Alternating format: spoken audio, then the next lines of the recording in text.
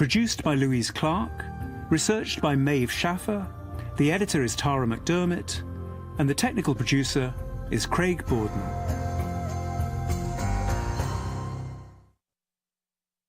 That was The Inquiry from the BBC. I'm Saroja Coelho here on CBC Radio 1. Have a great day. Magandang umaga, good morning Manitoba. Faith Fundal here in Studio 15 at Portage and Spence. This is Information Radio on CBC Radio 1, 89.3 FM, 990 AM, and everywhere on the CBC Listen app. And of course on our CBC Manitoba YouTube stream. Thanks very much for joining us this morning. Let's head to your CBC Winnipeg local news desk, and Heather Wells joining us with a look at news headlines. Good morning. Good morning. Well, fire paramedic officials in Winnipeg worry about growing violence against frontline workers. Deputy Fire Chief Scott Wilkinson says the service is training staff on threat management and de-escalation. The United Firefighters of Winnipeg want the federal government to amend the criminal code, making assaulting a firefighter an offense similar to what already exists for police officers. We're going to hear more about that. And a Winnipeg man who donated blood plasma at a private plasma clinic has filed a lawsuit saying he suffered a serious kidney injury after something went wrong with the machine used to withdraw blood. Those stories and more in our next local news coming up at 6:30. All right, thanks very much. Thank you. Heather Wells from your CBC Winnipeg local news desk. Lots to come here on the program. In our 7 o'clock hour, about 12,000 Manitobans are out of their homes right now because of wildfires, with more than half staying in hotels across the province. As people in northern communities continue to flee their homes, the province says there aren't enough hotel rooms for everyone displaced. We're going to hear from a hotel owner in Winnipeg for details on that story. In our last half hour, we'll hear from the Manitoba woman who blew the whistle on Loblaw when she realized it was overcharging customers for meat. She'll share why she wants to start a class action lawsuit. In this first hour, though, what have we learned about the terrorism facilitation charges laid last week in Quebec City? We're going to talk about what we've learned and what questions remain to be answered. First, though, what if your breakdown was actually your breakthrough? That's the question behind You've Been Served, which makes its Fringe Fest premiere on Friday. We're going to hear from the writer and performer first on the program here on Information Radio on CBC Radio 1, 89.3 FM, 990 AM, and everywhere on the CBC Listen app. We are expecting sunny conditions as the morning progresses for Winnipeg, becoming a mix of sun and cloud, and a temperature high of 21 degrees. For Brandon, similar forecast, sun and cloud, high of 20. We'll give you a full look at your forecast, including the smoke that we're expecting coming up after World Report. Stay tuned. Today on Q. Nathan Fillion grew up as a shy comic book kid in Edmonton, Alberta, never imagining he would one day be up on the big screen rubbing shoulders with Superman. Nathan will tell you about the new Superman movie and getting a chance to live out his childhood dream. So you know he's Clark Kent. Why does he trust everyone? Q with Tom Power, this morning at 10:30 in Newfoundland, and on the CBC Listen app, or wherever you get your podcasts. This is World Report. Marcia Young. Prime Minister Mark Carney's major projects legislation may be law, but the controversy is far from over, and First Nations leaders are arriving in Ottawa to talk to him. The federal government is hosting a summit tomorrow on C5. Carney says it will help strengthen the Canadian economy in the face of U.S. tariffs. But as David Thurton reports, First Nations chiefs worry it will trample their rights. This is the first time in over a decade that the Prime Minister will be hosting a meeting with all First Nations chiefs across the country. Valerie Gideon, the top public servant at Crown Indigenous Relations and Northern Affairs, underscoring the importance of Thursday's summit with Mark Carney. Gideon spoke recently to the Assembly of First Nations about the summit's purpose. To have this discussion with respect to issues of critical importance on the implementation of the Act. The Act she's talking about is C5, a controversial federal law that enables Ottawa to fast-track energy and transportation infrastructure deemed to be in the national interest, approving pipelines and ports up front before an environmental assessment and Indigenous consultation is complete. It's necessary, Carney says, to shield the economy against Donald Trump's tariffs, but some First Nations leaders are opposed. The layout of the meeting is not very conducive of any type of dialogue between the chiefs and Canada. Treaty 8 of Alberta Grand Chief Trevor Mercredi with his concerns about how the summit will unfold. Going to be the chief sitting there and listening to Prime Minister Carney roll out his plans, which is not acceptable. Ahead of the meeting, 9 First Nations in Ontario launched a constitutional court challenge of C5 and the provincial law, Bill 5, in the Ontario Superior Court, saying both threaten their ways of life. David Thurton, CBC News, Ottawa. Fire crews in Newfoundland and Labrador are hoping for favorable conditions today. They'll tackle the largest of 7 wildfires burning across the province. The Chance Harbour fire on the Bonavista Peninsula is out of control. It has grown to more than 1,200 hectares and is destroying a community of summer cabins. The CBC's Peter Cowan has more. For the last 2 days, Ryan Pitts has been out on the water. When fire first threatened the cabins that dot the coast of Bonavista Bay, he rushed out in his boat to make sure everyone left. But now, as flames consume the cabins, he can only watch. You're just heartbroken. You're broken. He's been hanging out at cabins here since he was a boy, so it was hard to be there with one of the cabin owners watching it all burn down. And he just said 25 years of hard work and fun and good times. You're just watching it burn. Not a thing you can do. In one cove with 21 cabins, only 2 are left. Most people don't have insurance. His aunt and uncle's cabins are nothing but ash. A place that's meant relaxation and good times, now filled with heartbreak. And even for those whose cabins remain, there's still worry. There's definitely no one at the woods end there yet. There's still a lot of smoke, a lot of fire. And we had a little touch of rain, but it was only a small shower, definitely not enough. So I don't think there's any cabins safe down there yet, unfortunately.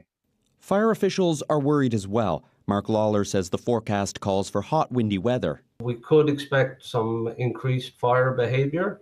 I don't think we're looking at extreme fire behavior, but again, that could change with the next forecast. Winds today are expected to change. Officials say it'll blow smoke and flames towards nearby communities, increasing the chances that it's not just cabins, but people's homes that are at risk. Peter Cowan, CBC News, St. John's.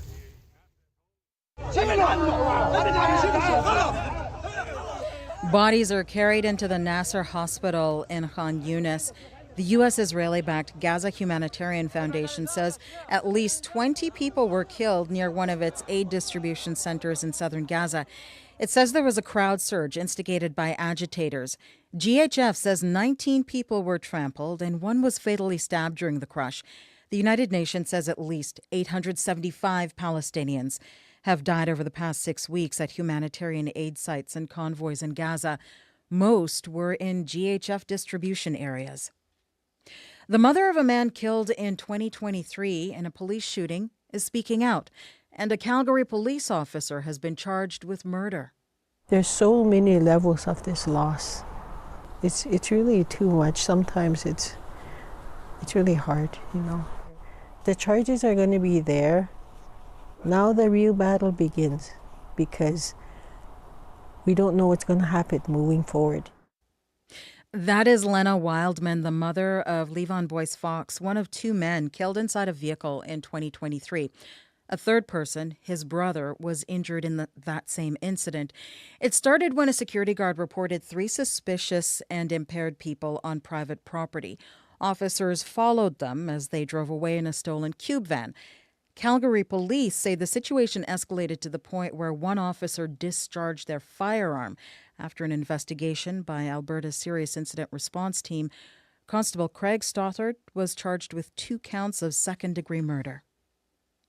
Operations are back to normal at Vancouver International Airport. Several flights had to be diverted or delayed. A small passenger plane was allegedly hijacked. It happened at around 1 o'clock yesterday afternoon local time. As Pinky Wong reports, 1 person is now in custody.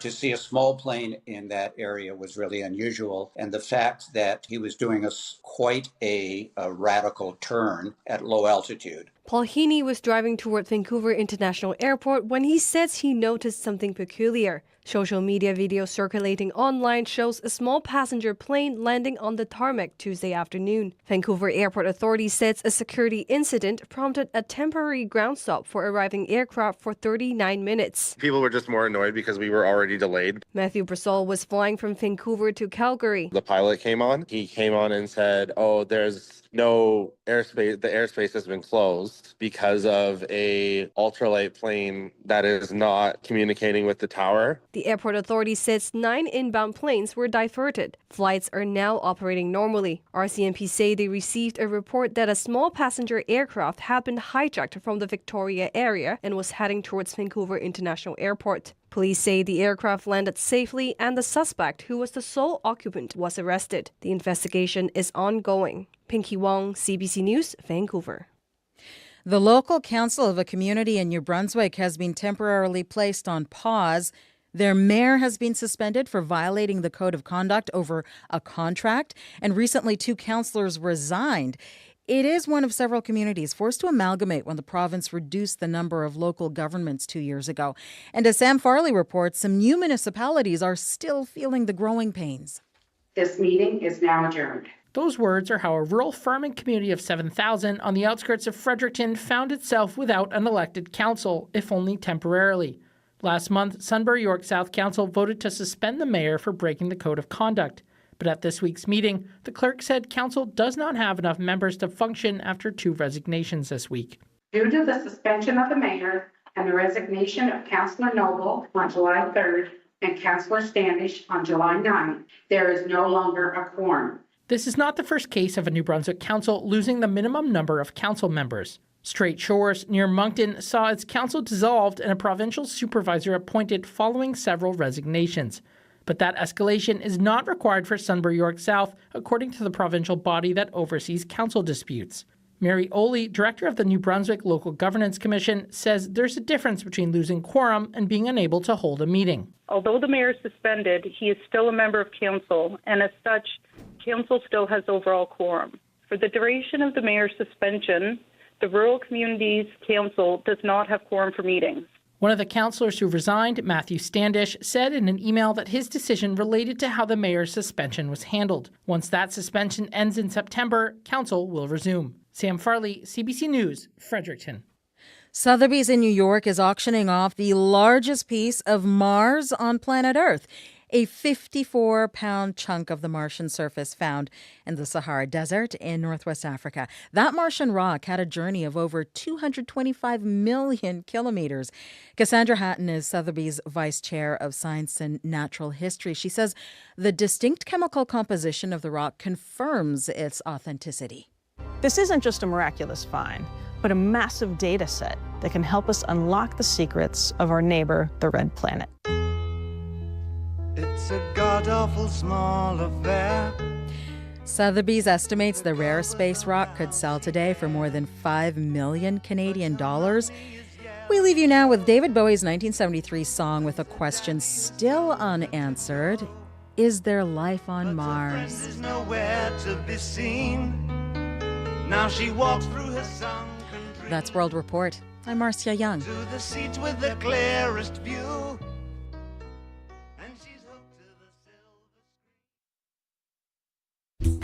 Magandang umaga, good morning, Manitoba. Faith Fundal here in Studio 15 at Portage and Spence. Thanks very much for waking up with us here on the program. This is Information Radio on CBC Radio 1. Coming up in this hour of the program, the dog days of summer are quickly approaching, which means it is time to reach for the sunscreen. If you're outdoors, we're going to hear from our health and medical guide, Dr. Raj Bhardwaj, about sunscreen safety. Also coming up, we'll talk about the 4 men charged with being involved in an anti-government plot last week. David Hoffman, Associate Professor of Sociology at the University of Brunswick, gives us his perspective. First, though, what if your breakdown was actually your breakthrough? It is the question being asked behind You've Been Served. It makes its Fringe Fest premiere on Friday. We'll hear from the writer and performer coming up next here on Information Radio on CBC Radio 1. Stay tuned. First, though, we're going to head to your CBC Winnipeg local news desk, and Heather Wells joining us now. Good morning. Good morning. Well, about 1 in 10 wildfire evacuees from northern Manitoba are sleeping on cots in group shelters, waiting for hotel rooms to open up. But Winnipeg hoteliers say they have rooms sitting vacant right now. We're going to hear more about that and what the province has to say. And a Hecla Island woman has filed a proposed class action lawsuit against Loblaw. It's over allegations the grocery chain consistently overcharges for meat and seafood by including the packaging weight in the final price tag. We'll hear more in our next local news coming up at 6:30. All right, thanks very much. Thank you. Heather Wells from your CBC Winnipeg local news desk. Thanks very much if you're watching us on CBC television and, of course, on our CBC Manitoba YouTube stream. Abby Adiemi has been following the forecast. Good morning. Good morning to you, my dear friend. How was your commute in this morning? Was it a two-wheeler or the four-wheeler? No, it was a four-wheeler today, but it is a lot cooler than it was the past few days. And guess what? No warnings I see on my screen this morning across the region. It's more like a cool start across the province. We're seeing temperatures already around 11 degrees, which is more like a cool start to the day in most parts of the province. We're expecting a mix of sun and clouds across board today. Conditions in Winnipeg at this time, we're looking at 11 degrees, mostly cloudy conditions. It feels a bit cool but comfortable with light humidity in the air. As we get into the morning, those cloudy conditions will give way to some sunshine. And as we approach the midday mark, expect a mix of sun and clouds. Temperatures will only get close to 21 today for Winnipeg, and then later tonight we'll see it drop back to around 10 degrees. Across the southern part of the province, the Pembina Valley, the Parkland, the Interlake, the Western region, we're seeing temperatures hover between 8 and 11 degrees at this time. Today also brings a mix of sun and clouds in most of the regions, and highs would be around 21. Up north, it's more like a cooler conditions this morning. We're seeing 4 degrees up north this morning under mostly cloudy skies. Today also we will see mainly sunny conditions and some cloudy conditions in the afternoon period. Temperatures also between 18 and 21. That will be the high up north. There's a slim chance of showers actually for Thompson later today with possible thunderstorms. So to summarize, the southern part of the province and even the northern part of the province is more like starting cool today. So it's more like a relief, like one of those really wonderful summer day. Yep, just for a little bit. Just for a little before bit. the real heat comes. All right. Thanks very much. Thank you. Abby Adiemi are on the controls today. Sierra Sanders is our studio director, and you're following the commute so far. Hello. Good morning. It is quiet out there right now as we get our morning started, as well as the commute out there. So quite slow there, nothing developing quite yet. But if that is not the case and there's something out there slowing you down, whether you are here in the city or out on the highways, you can give me a call on the CBC commuter line, 204-788-3093.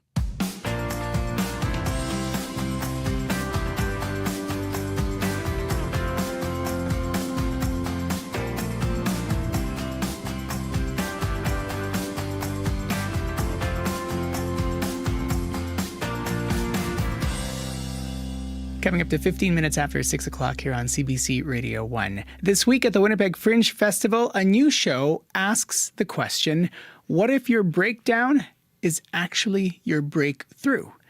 You'll find the answer in You've Been Served, a one-woman show from writer, filmmaker, and performer Noemi Ziegler. The show premieres, makes its Fringe premiere on Friday.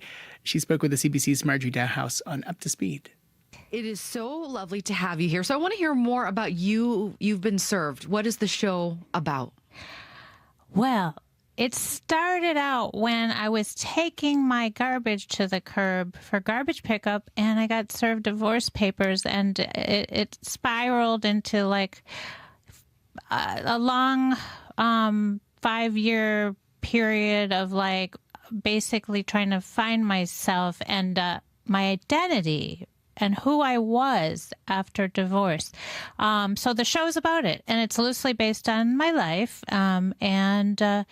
Basically like I had a wild adventure, let's just say, that consisted of like joining cults, getting baptized in a swimming pool at Motel 6, and ultimately discovering perimenopause is the new puberty. Like, I'm not dead yet, honey. And it's really a show about redemption, and there's jokes and musical numbers. You've said, like, as you mentioned there, this show is loosely based on your own experience. So as you were writing it, what did you learn about yourself? I have to say it was the best experience I've ever had because I'm a filmmaker, but this is a different, like, going deeper, like this one-woman show thing that I never expected. What did I learn about myself? That's a great... Well, it's funny. So I was trying to figure out, like, what's the climax and ending of this thing, right? Do I just give some fake, like, happy note at the end of, like, this disastrous journey? But the truth is, I literally found myself in the writing of it. And the climax of the show kind of, like, hinges around, I basically went after my dream of getting a record deal after divorce. And instead of landing the record deal, I landed in jail. And then I felt like I was supposed to have one of those epiphanies like other people have in jail. And you're like, oh my God, I don't see the light, nothing, I don't feel religious. But I did like find a conversation with my inner child, and then that becomes personified in the show. And so I think I learned how to talk to my inner child. Okay, so I mean, as you mentioned there, I mean, some of the show deals with some dark subject matter, yeah, but it comes back to comedy. I mean, why was it important for you to find ways to laugh about this? Well, I don't like consciously. I don't think I do that consciously, but I think it's just like life is painful, and somehow my defense mechanism is to minimize and make fun of. And so like somehow I was able to, because I can't stand like heavy depressing stuff. I don't watch dramas. it's too depressing for me. So I just thought, well, make them laugh and do some Barbara Streisand numbers too. That's awesome. What would you say to women who are finding themselves later in life that might be able to relate to your story? Well, I hope this is really a hopeful story for women, because I mean, I feel like we do have to face like these messages in society. It's just brutal out there, and there's so much hope, and there's so much. Am I allowed to say like there's even great sex? Like after divorce, it gets better, ladies. And I honestly believe sometimes that we could become a much more, empowered version of ourselves. So it's like walking through that fear and finding something else. Has it always been your dream to have a record contract, to be a singer? So I always wanted to be a pop star, and my mom always thought it was like the most ridiculous thing in the world. And well, and I'm a filmmaker, but like really when Madonna came out, like my generation, that just like changed everything for me. And that was like, whatever she is, I just like want to be her. And so it's been my dream for years. And now I'm able to do it in the context of my storytelling and my comedy, because I'm a little bit ridiculous. Like as a pop star, I'm a bit of a clown. So this is my way. Like I still get to sing and dance. I have original songs in this piece. And I do perform, and I do music videos. You can find them all over YouTube. So I am a pop star. I'm a part-time pop star and part-time professor. So we get to hear you sing in this show. Yeah. We get to hear you belt out the tunes. Totally. What do you hope people take away from your show? Well,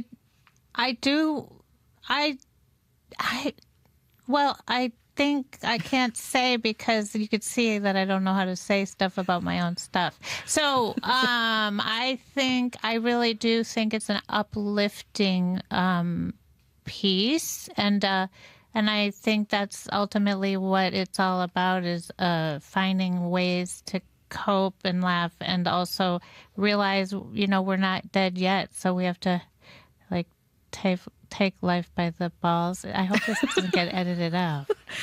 No. You sound great. It's live radio, so we can't edit it out anyway.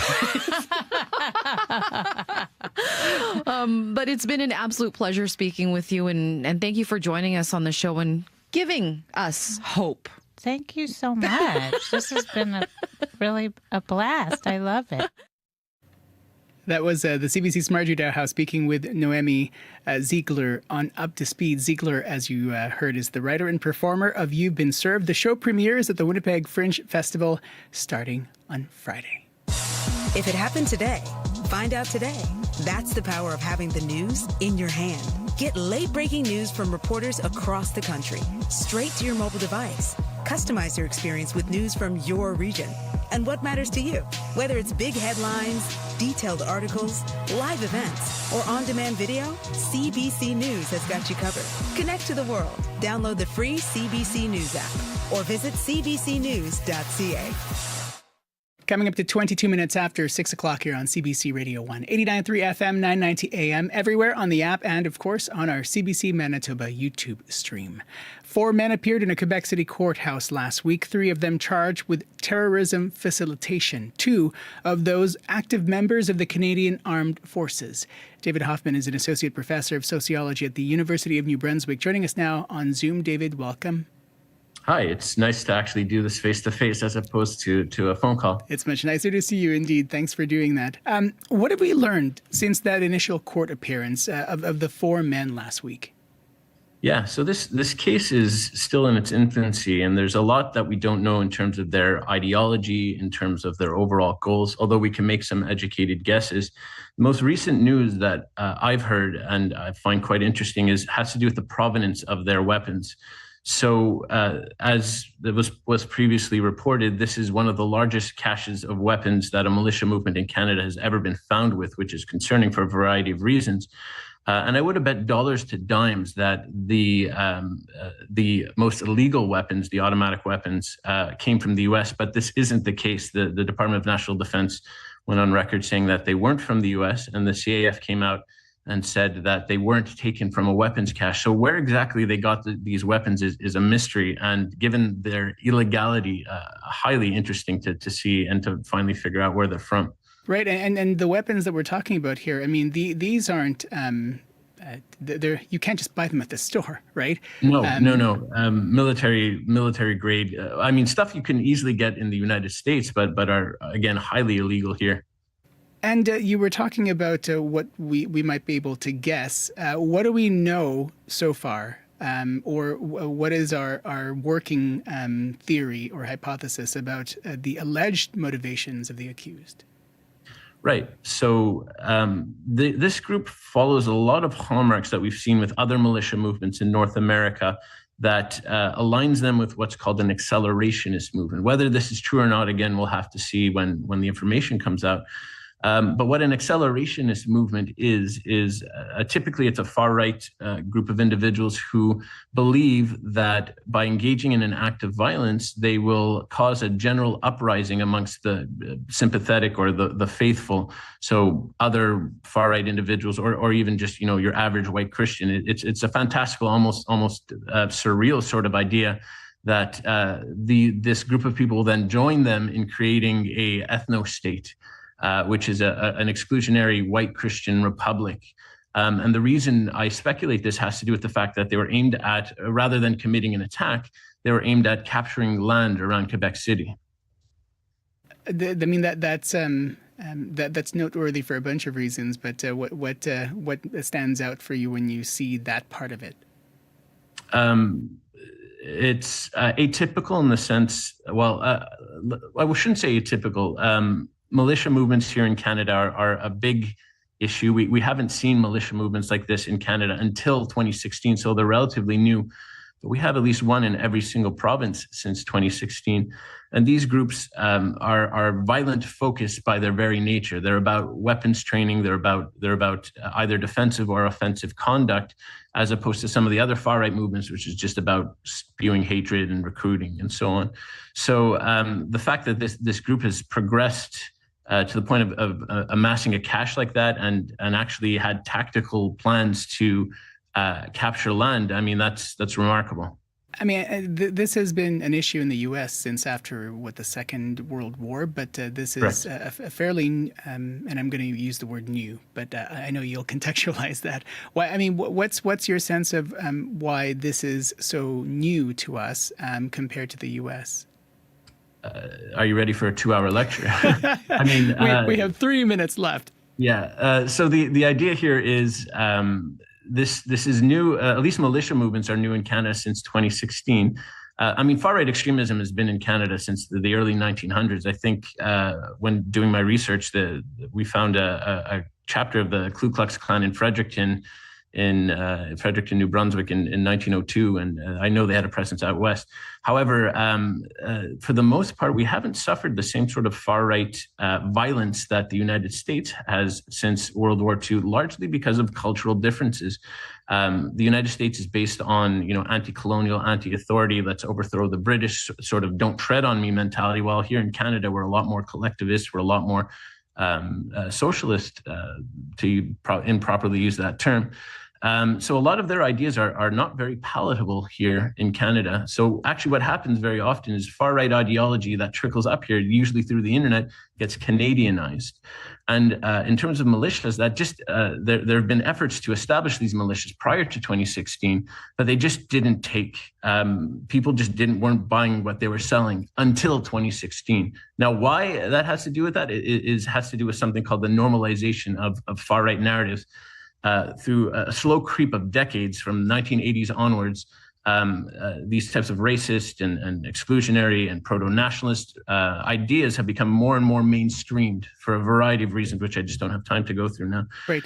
Where these people feel comfortable actually going out and recruiting and engaging in these types of activities. It's interesting because I know folks in the Canadian Armed Forces, and when you speak with them about extremism, I get everything on the spectrum from I'm so surprised this can't be a thing to, I'm not really that surprised. I've seen it in my career. What do you think the military ought to do to ensure that extremism doesn't end up in their ranks, whether you're an officer or a junior member? Yeah, it's incredibly difficult in the sense that the far-right individuals who are trying to join the military for a variety of reasons, as much as we like to think of them as stupid, and I mean, they do hold reprehensible ideas, and that's no question. They aren't necessarily as stupid as we'd like them to be, in the sense that they don't walk into a recruiter's office and say, hey, I'm a neo-Nazi. Can you teach me how to fire a gun so I can overthrow the government? Right. They do screen for things like Nazi tattoos and certain buzzwords. But again, most of those people aren't going to be stupid enough to go in with those types of things. What needs to happen, and what is happening to a certain degree in the CAF right now, is education, teaching the rank and file what far-right rhetoric is, and giving them the means to report it to the right individuals within their own systems to deal with it and excise it from the CAF. And as we know, culture change is hard. It doesn't matter what organization you're in. David, I wish we had half an hour or 3 hours to talk about this. We'll have you back on. Thank you for this, and take good care. My absolute pleasure. David Hoffman, Associate Professor of Sociology at the University of New Brunswick. We reached him in Kingston, Ontario. 29 minutes after 6 o'clock here on CBC Radio 1, 89.3 FM, 990 AM, and everywhere on the CBC Listen app. We're going to hear more about the inflation numbers, which came out Tuesday in both Canada and the U.S. They were up. We'll hear about what analysts are saying. Phil Dumont from your CBC National Business Desk will join us coming up on the program. Also ahead in our next half hour, the dog days of summer are quickly approaching, which means it is time to reach for that sunscreen. Yes, you might be rolling your eyes. This is something that a lot of folks care very much about, especially when you're outdoors. We'll hear from our health and medical guide, Dr. Raj Bhardwaj, about sunscreen safety. We'll also take a look at your commute after your CBC Winnipeg News. This is CBC News. Good morning. I'm Heather Wells in Winnipeg. At 6:30, feels a little bit cool out there. It's 11 degrees right now downtown. A mix of sun and clouds today, and we will be slightly cooler than seasonal. A high today of 21. About 1 in 10 wildfire evacuees from northern Manitoba are sleeping on cots in group shelters as they wait for hotel rooms to open up. But some Winnipeg hoteliers say they have vacant rooms right now. 4 Crowns Inn on McPhillips made about 10 rooms available during the first wave of wildfire evacuations this spring. General Manager Andrew Pomierny says the province keeps in touch with the hotel's owner to get updates on available rooms, but so far far, no rooms at Four Crowns have been booked for evacuees. He says with a second wave of evacuations, they are keeping those rooms available. Even if we have to keep them open without putting anybody in there, knowing that there's going to be a wave, that's our way of contributing to the help effort. The province says hotel rooms are being prioritized for people with special needs, and it is working to find accommodations for all evacuees. It says it tries to secure large blocks of hotel rooms over extended periods of time to limit the number of times evacuees have to move. Fire paramedic officials in Winnipeg worry about growing violence against frontline workers.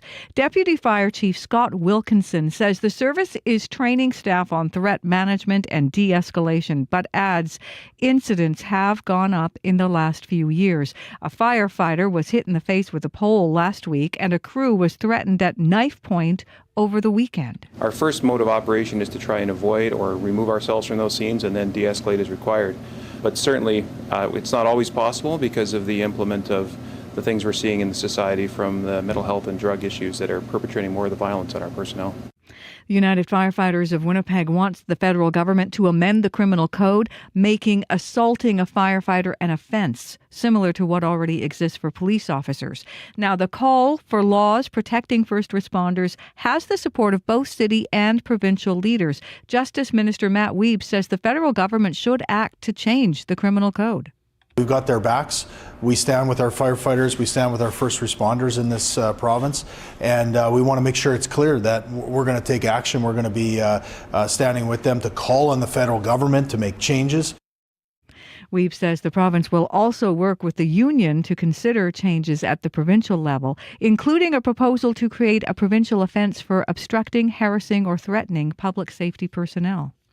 A woman from Hecla Island hopes a proposed class action lawsuit against Loblaws leads to more government oversight of underweighted meat and seafood sales. Iris Griffin says she was overcharged for meat at the grocery store as early as 2023. Earlier this year, she spoke out about how she discovered a package of ground beef she had purchased was 134 grams short.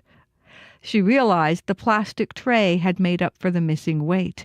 Her proposed class action was filed last week at Manitoba Court of King's Bench.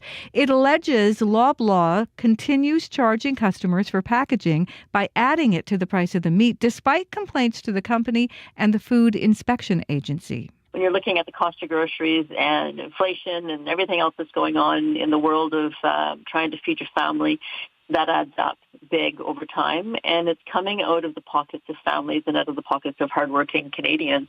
CBC News has reached out to Loblaw for comment. Prime Minister Mark Carney will be in Hamilton, Ontario today for an announcement related to the steel industry. It's been more than a month since U.S. President Donald Trump doubled the tariffs on Canadian steel and aluminum from 25% to 50%. Carney met yesterday with his cabinet, telling reporters he doesn't think Trump will agree to any long-term trade deal with Canada that doesn't include some form of American tariffs. While RCMP call it a hijacking, a man has been arrested after allegedly taking a small plane from the Victoria Flying Club and entering airspace near Vancouver's airport. Stephen Smart is head of communications at the Vancouver International Airport. He says authorities quickly closed the airspace yesterday as a precaution. You could see a small aircraft circling in the airspace by the airport here.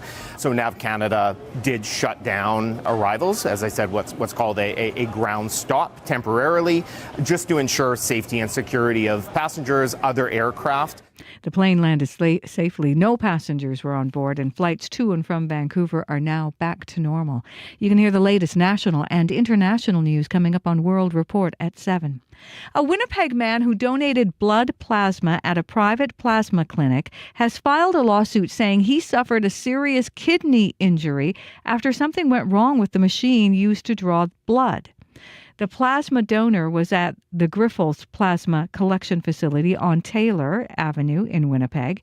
He says he started feeling ill following his donation of plasma. The lawsuit alleges he later learned a machine error resulted in permanent injury to his kidney. His statement of claim, filed last week, says he missed work for a month after it happened. The man is now suing Grifols and the company that operates it, as well as 3 employees at the clinic. The allegations have not been tested in court and the defendants have not filed statements of defense.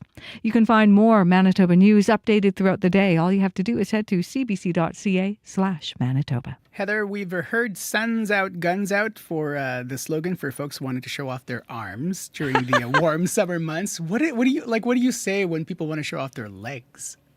Do you know? Man, I don't know. Yeah, lift them up. I don't know. That doesn't sound good either.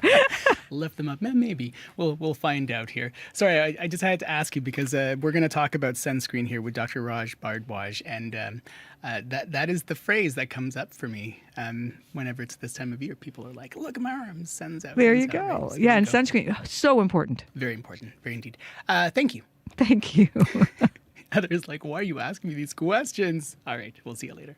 Heather Wells from your CBC Winnipeg local news desk. Abby Ediemi, do you know what's the show off your legs slogan? I think it's more like associated with my toes and wet wine at the beach. Look, I'm right out. Yeah, there you go. All right. Are we expecting suns out, guns out weather? I don't think you need sunscreen today. It's more like a cool start to Wednesday. We're going to see more like cool temperatures today. We'll hardly get above 20 degrees across board. 11 degrees in most of the regions at this time. We're expecting a mix of sun and clouds across the regions. And also no warnings in effect today. I don't see anything. It's more like green and some cloudy conditions. If you check the map right now, that's what we are seeing. Winnipeg at this time, 10 degrees, partly cloudy skies, and it feels comfortable outside. So if you're making the transition, it's not going to be that muggy if you're at the bus stop. Today, expect a mix of sunshine and clouds and a mild 21 degrees later today.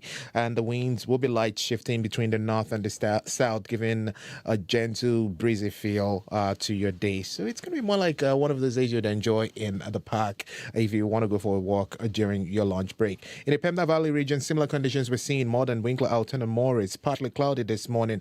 Temperatures also around 10 degrees. The day will see a mix of sunny conditions and some clouds mixed by the midday period, warming to a high of 20. In the Westman region, Brandon and surrounding areas, 8 degrees at this time. Cloudy skies. Expect a mix of sun and clouds and a high of 20 degrees. In the Parkland region, the morning is mostly cloudy with Dauphin, Minnedosa, all the way down to Russell. We're seeing 8 and 9 degrees in that part of the province. We're seeing some sunny conditions already in some parts of Dauphin this morning. Skies would get clear as we get into the day, and then by the midday period, you see a mix of sun and clouds. High also reaching 21 degrees. In the Interlake region, currently partly cloudy. In Gimli and surrounding area, it's 8 degrees. Mild day with sun and clouds in the mix for you today. Highs around 20 degrees. The winds will be light from the west. Now, tracking conditions up north, where we have more like a double digits. The powerful influence surrounding areas, we're looking at 13 degrees right now, mostly cloudy. We should see some sunny conditions. We still have a bit of smoke in that area, but not something that would be much. It's going to drift in by the afternoon period. We'll see highs near 21 also. Thompson is more like the cool spot this morning. You check the map, you see Thompson sitting at 4 degrees at this point, partly cloudy also. The day will stay mainly sunny, then some cloudy conditions will roll by noon. There's showers likely late in the afternoon in that region with a risk of thunderstorms and breezy northwest winds, highs near 23. And then in Churchill, we're looking at 10 degrees in Churchill, 12 into the lake, and we're going to see sunny conditions already there. Clouds will roll in late in the afternoon, and we'll see highs around 18. So it's more like a little on the cool side to start across most of the regions today with a mix of sun and clouds in play late in the afternoon, and highs would be around 20 degrees. All right, sounds good. Thank you. Thank you. Abby Ediemi on the controls today. Sierra Sanders is our studio director, and you're following the commute. Before you talk about the commute, though, without applying any critical thinking and looking it up, apparently suns out, guns out can also be, so that's for the arms. For your legs, suns out, buns out, apparently. But I thought buns is your butt, but there you go. And but also means your legs? Yeah, or? I guess so. It's okay. part of the whole thing. So it's all one. I'm gonna move on. I promise. Okay. I'll move on. Everyone's like, please move on. The commute. How's it going so far? It gets lonely on the commuter line sometimes. there's nothing developing, and I'm waiting for some calls. So if you are out there and you have something to tell me that is maybe slowing you down or getting in your way, whether you are here in the city or out on the highways, give me a call. Make me less lonely. Give me a call on the CBC commuter line. That number is 204-788-3093. All right, thanks very much. Thank you. Sarah Sanders, our studio director here on the program. Phil Dumont is at your CBC National Business Desk and joining us now. Good morning, Phil. Yeah, I know the term is gun show when cats are showing off the biceps. Oh, okay, I'll give you one because the buns one doesn't work. No, I don't think so, too. Yeah, summer's here, legs are clear, but I have a feeling that's around shaving your legs, which probably isn't an issue for me. I have more questions, but I think I will take the control room's direction and move on. Exactly. Phil, we got to talk about inflation numbers because they're out for both Canada and the U.S. They're up. What are analysts saying?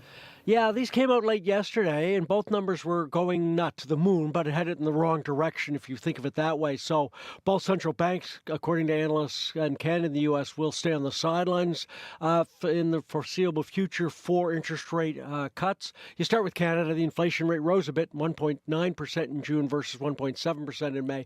But it's the core rate, Faith, too high at 3%. It's above the 2% central bank goal, but it's also been stuck at that level for the past few months. And there's a couple of factors at play. You have something called shelter costs, which is rents, mortgage, interest, that kind of stuff. And it takes a long time to come down. The inflation in this area is about 3%, but it's not really tariff related. So it's kind of outside that discussion. Ironically, Canada's strong employment records for May probably hurt the chances of a rate cut from the Bank of Canada because central bankers often view big employment gains as future inflation. So they're thinking that any possibility of a rate cut, which really probably wasn't in the cards anyway, off the table for the July meeting. But now they're saying you're going to get one at all this year. The American picture a bit more mixed. They have weakened consumer spending down there, but a strong jobs market. Inflation in June rose a hair more than expected, 2.7%. May was 2.4%. Economists argue that these numbers are starting to show the effect of all the tariffs Washington's put in place since January. In the first quarter, there's a blizzard of company purchases to build up inventories, get ahead of the tariffs. But that pile of product is slowly getting whittled down. So once it kind of gets to low levels, then you'll start seeing prices go up. Here, though, economists, too, think any early rate cut out of the U.S. Federal Reserve, despite Donald Trump's criticism of the banks, not on. What's more concerning? Analysts were expecting 2 rate cuts sometime this year in the U.S. Now, looks like only one interest rate cut, more likely. Speaking of tariffs, Prime Minister Mark Carney says Canada now won't be able to avoid all the U.S. tariffs in a new trade deal. How damaging would that be for our economy? I mean, obviously, higher prices for Canadian products in the U.S. would hurt demand for our output. And in some sectors, we're talking import levies into the U.S. like 50%. He was sending up a warning flare on Tuesday, saying it's unlikely any new trade deal we got with the U.S. would eliminate tariffs in place since January. So we're talking higher levies on oil, other natural resources, cars, that kind of stuff. The public, I think where he was going with this, there had been public comments from various industries about the need to get rid of all the new tariffs altogether in any kind of a deal. Might have been just their line in the sand, but the Prime Minister saying, look, you got deals in the UK, South Korea, Indonesia, among them. They've all had higher tariffs, maybe lower than Trump's threatened, but there's still an increase. Canada already faces levies on steel, aluminum, copper, and steel production down 30% in May. We're trying to shift trade away. Our non-U.S. trade grew in May 41% if you compare it to last May, and that's a good number. But it still only represents 32% of Canada's exports. So his warning is basically, in the short term at least, there will be trade fallout regardless of whatever deal we strike with the Americans. We've heard the slogan, maybe it's Maybelline, or is it maybe it's professional wrestling? What are we talking about here? I know. This week, the World Wrestling Entertainment, the WWE, and the makeup company Maybelline announced a partnership. No dollars attached, but the deal is probably part cross-promotion, like maybe a female wrestler wearing Maybelline makeup or touting a product before a match. But they'll also slap the Maybelline logo on the center of the squared circle during matches. That's important because the latest iteration of WWE Evolution gets launched this Sunday. That's the female professional wrestling pay-per-view and live streaming services. And you go, does it make sense? Yeah, because 40% of wrestling fans are female. And we've seen this across the board, not just with women fans, but all kinds of fans. Women's sports taking off in North America. Eyeballs at WNBA games up 140%. In 2024, in-game attendance up 50%. World's Professional Hockey League. Television watchers plus people going to games up 50% in year 2 of that league. And it draws more interest from advertisers. So basically, it's cheaper to advertise, but you can see it's attracting more money. TV ads for all women's sports last year, $244 million. That's a good number, but it kind of pales in comparison to other U.S. sports. The one Disney contract for the NFL in a year, $2.7 billion. There you go. Markets, how are the numbers so far today? Right now in Europe, it's positive. UK, Germany, France, all up, varying degrees. The U.S.-Indonesian trade deal was announced, but Shanghai off 1.25%, Hong Kong down, as is the Nikkei in Japan.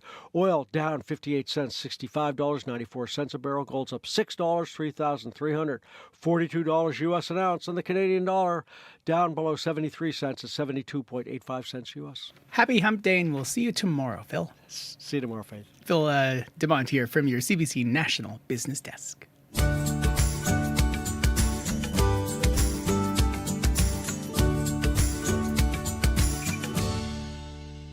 We're at 13 minutes before 7 o'clock here on CBC Radio 1. I'm Faith Fundal.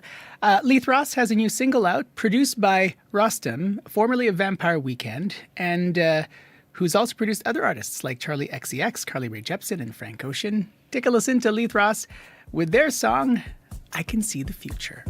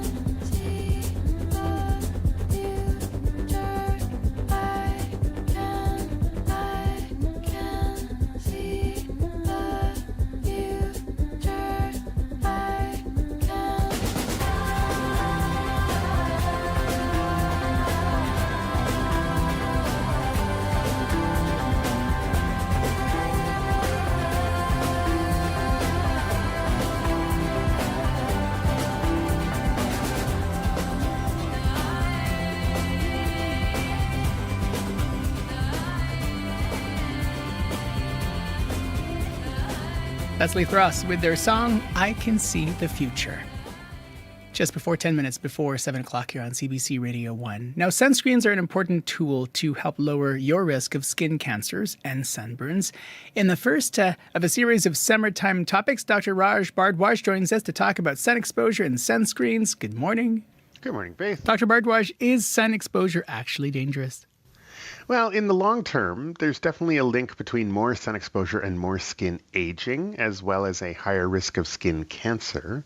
And in the short term, there's, of course, the risk of sunburn, which is, usually more of a nuisance. But I've certainly seen cases where, somebody fell asleep in the sun or whatever, and they basically got second-degree radiation burns to their entire back, had to go to the burn clinic, things like that. And remember, it's not the heat from the sun that causes sunburns. You can certainly burn on a cold day without your skin getting hot. It's a radiation burn. It's the electromagnetic radiation from the sun, part of which we cannot see. It's the ultraviolet waves. The UVA generally causes skin changes associated with aging, like wrinkling and things like that. And UVB generally causes skin to tan and then eventually to burn. So yeah, there's a risk with exposure to electromagnetic radiation, including UV light. So talk about the mechanics here. How do sunscreens protect our skin from that radiation exposure? Yeah, so two general ways and two general types of sunscreen. The so-called chemical or physical or chemical sunscreens, which are more actually correctly called organic sunscreen, because they use organic molecules which contain carbon. So those protect you by absorbing some of the UV radiation, and through a chemical reaction, they convert the energy of that radiation into heat, and then that dissipates off your skin. The other kind of sunscreen is called mineral or physical sunscreen, more properly called inorganic because no carbon. You'll see it labeled with ingredients like zinc oxide or titanium oxide, and that works by reflecting or filtering some of those UV rays so they can't get to the skin cells and do the damage. And then there are, of course, some sunscreens that use both organic and inorganic molecules. So when you're looking at a sunscreen bottle, you'll see two things. You should see the label that says broad spectrum. That means that it helps to filter both UVA and UVB. And then you'll see the SPF rating. SPF is a rating that just talks about UVB rays. It stands for sun protection factor. And an SPF of 30 means that it only allows 1/30th of the UVB rays through to your skin. So an SPF of 60 means that it'll only allows 1/60th of the UVB through. So if you sort of do the math and flip it to percentages, SPF of 30 protects you from 96.7% of the UVB. SPF of 60 protects you from 98.3%. So, if it's way more expensive, maybe don't buy the SPF 60. It's not giving you that much more protection. Then there are folks who say that sunscreens might cause cancer. Is there any truth to that? Yeah, so this is one of the latest notions going around on social media. And, as usual with medical myths, there is a grain of truth at the heart of these myths. So one piece of information that is out there and that is true is that the use of sunscreens has been increasing, but also the rates of melanoma and other skin cancers has been increasing at the same time. And that's true. But that doesn't mean that they are a cause-effect kind of thing. Right? That would be kind of like saying that when people drink more Slurpees in the summer, that causes them to get sunburn. It's a nice correlation that there is more sunburn in the summer and there's more Slurpee consumption in the summer. But that doesn't mean that Slurpees cause sunburn, right? So the more likely explanation is that using sunscreen might actually give people a false sense of security, and they end up with more sun exposure than they would have gotten despite using the sunscreen. And there are actually studies that back that up. So another way to think of it, again, is that it makes sense that skin cancer rates will be higher in sunnier, warmer places than in, people who live in colder, darker places. But it's, and sunscreen use is also hopefully higher in those sunnier, warmer places. But it's not sunscreen that is causing the increased cancer rates. What about the idea that some ingredients in sunscreens are dangerous? Is there any truth to that? Yeah, so some health influencers are pointing out that some of the chemicals in some of the sunscreens were reclassified by the FDA between 2019 and 2021. They were removed from the category that the FDA has called GRACE. That stands for Generally Recognized as Safe and Effective. And they were either removed to put into, no, they're not generally recognized as safe and effective. There were a couple of ingredients there that are now banned. But the majority of the ones that were moved out of the GRACE category were moved into a needs further evaluation category. And that's because at around that time, there were some studies done that showed that some chemicals in sunscreens do get absorbed into your skin and then can be detected in the blood. But there's no evidence so far that those chemicals being absorbed actually causes any specific harms or what level of risk that might mean compared to not using sunscreen at all, because we know there's a risk there of skin cancer and things like that. So, it takes time to collect the evidence that the FDA requested. And so a bunch of sunscreen ingredients are still stuck in that needs further evaluation stage of the process of collecting the evidence. So in the meantime, though, the FDA still says, including, Health Canada, NHS, cancer societies around the world universally still say that people should still use sunscreen. And I would say, look, if you're super concerned about this, then until scientists gather and analyze more evidence, you can certainly choose the inorganic or the mineral sunscreens that have zinc oxide or titanium oxide as their main ingredients, since those still fall under the GRACE, the generally recognized as safe and effective category by the FDA. But, like I said, a lot of times sunscreen isn't enough. You got to do all the other stuff to protect your skin too. So that other stuff, what should people remember to do to protect themselves? Yeah, so things like, avoiding the sun when the UV index is really high, which is usually between 10 a.m. and 3 p.m., depending on where you are. Things like wearing a big floppy hat, not just a baseball cap. Things like wearing long sleeve shirts, or if you're going swimming, wear a rash guard. Seek out shade when you can.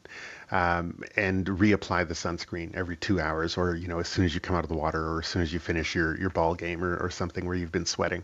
Some people also say, well, but I have a base tan, or I have darker skin, and that will protect me from skin cancer and sunburn and aging and stuff. So studies have been done that show that a tan gives you an equivalent SPF about 2 to 5. Depending on the study. And UV-related skin cancers still certainly do happen in darker-skinned people. So I would say that that's not really enough. You got to still wear some sunscreen. I actually once had a patient say, look, I'm going to be swimming all summer. Does water protect me from, does it give me an SPF? And yeah, like you said, So I went and did the research, and I found that being under 3 feet of water gives you an equivalent SPF of about 5. But you would have to be under 3 feet of water the whole time, which realistically you're not going to be. And as you probably understand with your is the reflections from the water can actually increase your UV exposure. So again, please, choose a sunscreen. If you're hesitant about organic sunscreens, that's fine. Choose an inorganic or mineral sunscreen instead, and then reapply every couple of hours. Please don't forget to use some SPF lip balm as well, and put on some sunglasses to protect your eyes from the UV exposure. And enjoy the summer. It's short. Sure is. Important stuff. Thank you, Dr. Bardwash. My pleasure. That is House Dr. Raj Bardwash joining us this morning. Let's head to your CBC Winnipeg local news desk. And Heather Wells joining us now. Good morning. Good morning.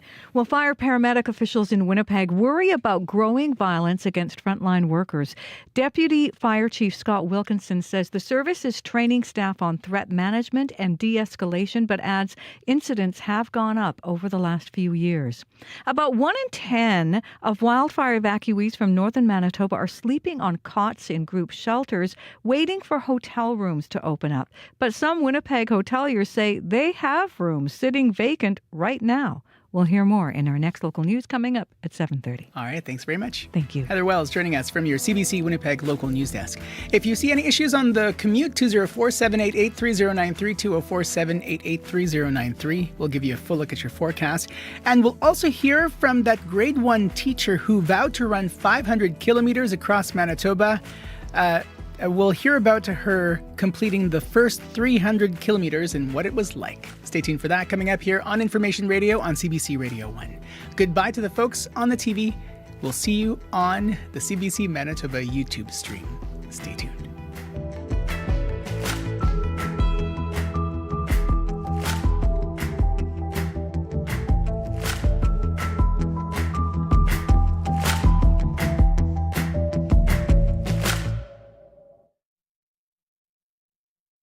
Today on The Current. Oh man, I really don't know how to quite put it into words, except for I'm deeply honored. I'm Megan Williams. We continue with our series Talking to Order of Canada recipients with NHL player and coach Ted Nolan on his Indigenous activism and musician Ronald Bourgeois on promoting Acadian culture. That's coming up on The Current. The Current, this morning at 8:37, 9:07 in Newfoundland, and on the CBC Listen app.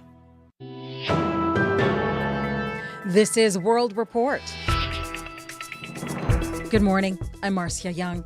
First Nations chiefs are arriving in Ottawa ahead of what could be some pretty tense talks with Prime Minister Mark Carney tomorrow. The federal government is holding a summit on Bill C-5, which is now law.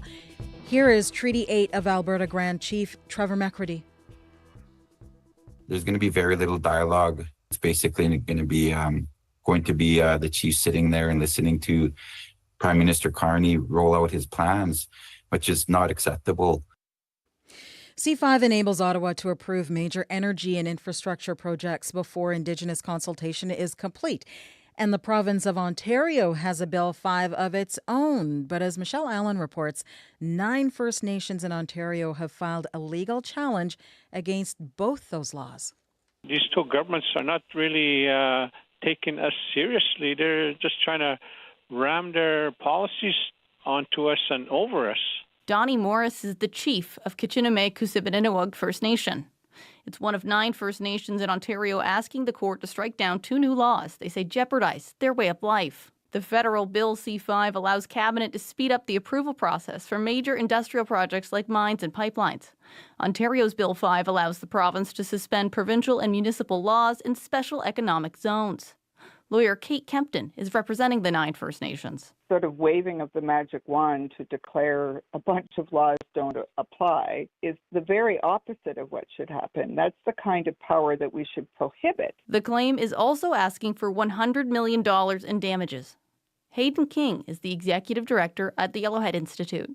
He says unless the governments consult meaningfully with First Nations, they should expect to see continued pushback in the courts and beyond. Yeah, I think that we're in for another era of conflict over Indigenous rights in the land. In a response to CBC, the province says it's begun productive conversations with First Nations who share our vision.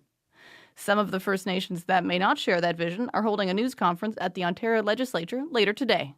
Michelle Allen, CBC News, Toronto. Fire crews in Newfoundland and Labrador are hoping for favorable conditions today.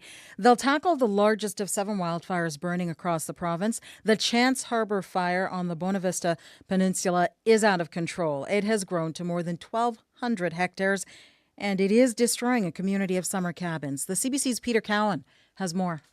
There was one there that was gone. For the last 2 days, Ryan Pitts has been out on the water. When fire first threatened the cabins that dot the coast of Bonavista Bay, he rushed out in his boat to make sure everyone left. But now, as flames consume the cabins, he can only watch. You're just heartbroken. You're broken. He's been hanging out at cabins here since he was a boy, so it was hard to be there with one of the cabin owners watching it all burn down. And he just said 25 years of hard work and fun and good times. You're just watching it burn. Not a thing you can do. In one cove with 21 cabins, only 2 are left. Most people don't have insurance. His aunt and uncle's cabins are nothing but ash.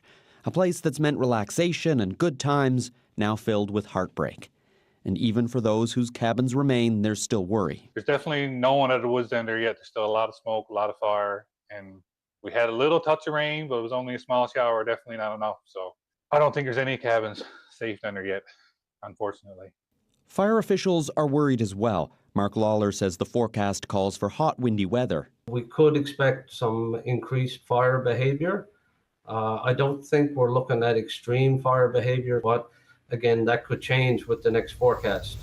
Winds today are expected to change. Officials say it'll blow smoke and flames towards nearby communities, increasing the chances that it's not just cabins, but people's homes that are at risk.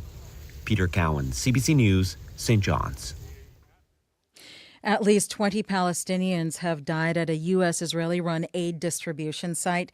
It happened in the southern Gaza city of Khan Yunis. The Gaza Humanitarian Foundation is blaming what it calls armed agitators for causing a stampede in the crowd. The CBC's Anna Cunningham reports. Rushed into Gaza's Nasser hospital, those who reportedly suffocated at what is being described as a stampede at an aid distribution site. The bodies of the dead returned to waiting relatives. CBC News is unable to verify exactly what happened at the food aid point in Khan Yunis, run by the privately managed Israel-US Gaza Humanitarian Foundation. In a statement, the GHF says 19 victims were trampled and 1 was stabbed. The GHF says, quote, "We have credible reason to believe that elements within the crowd armed and affiliated with Hamas deliberately fomented the unrest." Eyewitnesses claim Israeli forces opened fire on the crowd.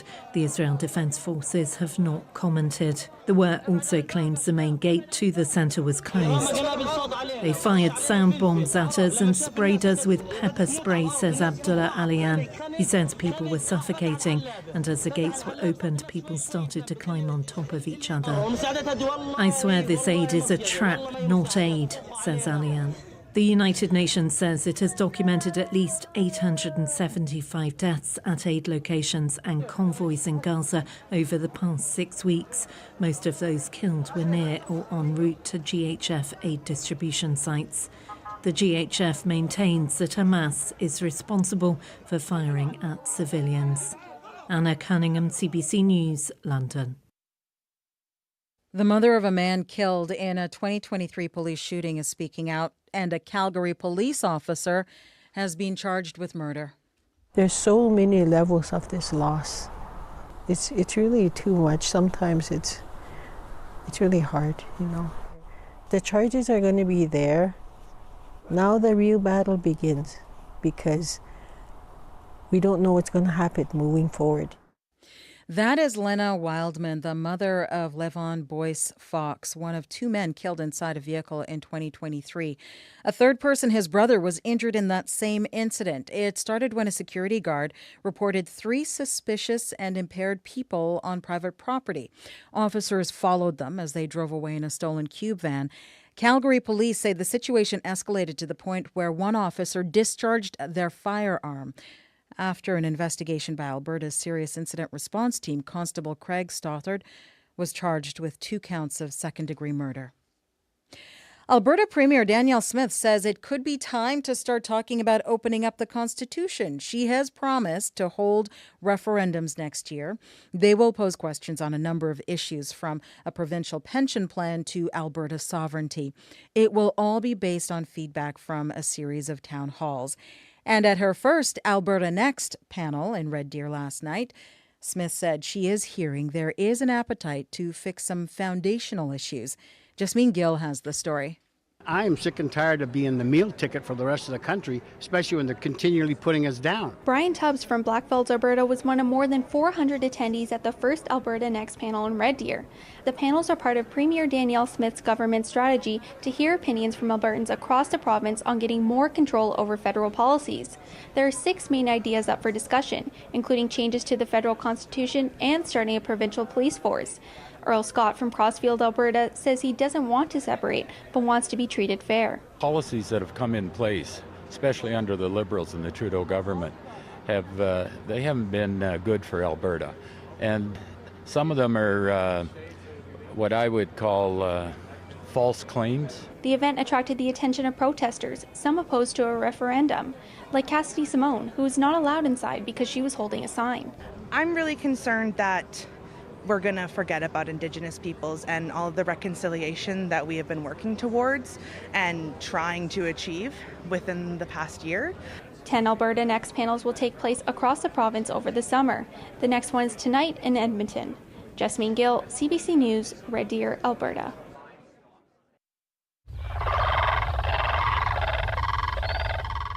That is the call of South Africa's national bird. Officials say the blue crane is now at greater risk of extinction. The birds are often seen feeding in farmlands. They have now been classified as a vulnerable species, up from threatened species. This farmer from the Western Cape province explains the risk to the birds. Their normal lifestyle is being challenged by changing farming practices, the types of crops that are being sown, the turnover time, the intensity of the cropping. These are all starting to negatively impact on the ability of the birds to breed and to raise their chickens. The Western Cape region has seen populations drop by 44% since 2011. That is World Report. I'm Marcia Young.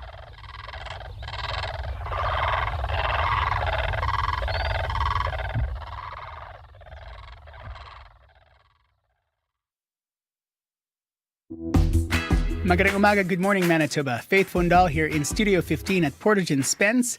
This is Information Radio on CBC Radio 1.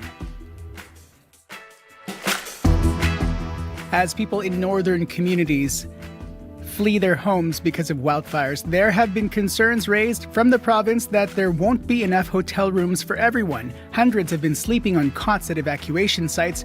We're going to hear from a local hotel manager about how he has been preparing to welcome evacuees. Also coming up, despite the rain, the extreme heat, and the poor air quality, the grade 1 teacher who vowed to run 500 kilometers across Manitoba last week is still going. We'll hear from her about what the first 300 kilometers was like. First, though, Canadians are dealing with a growing number of online threats from deepfakes to scams. We'll hear more about what CIRA's latest report reveals and some steps to stay safer online. Coming up here on the program. Stay tuned.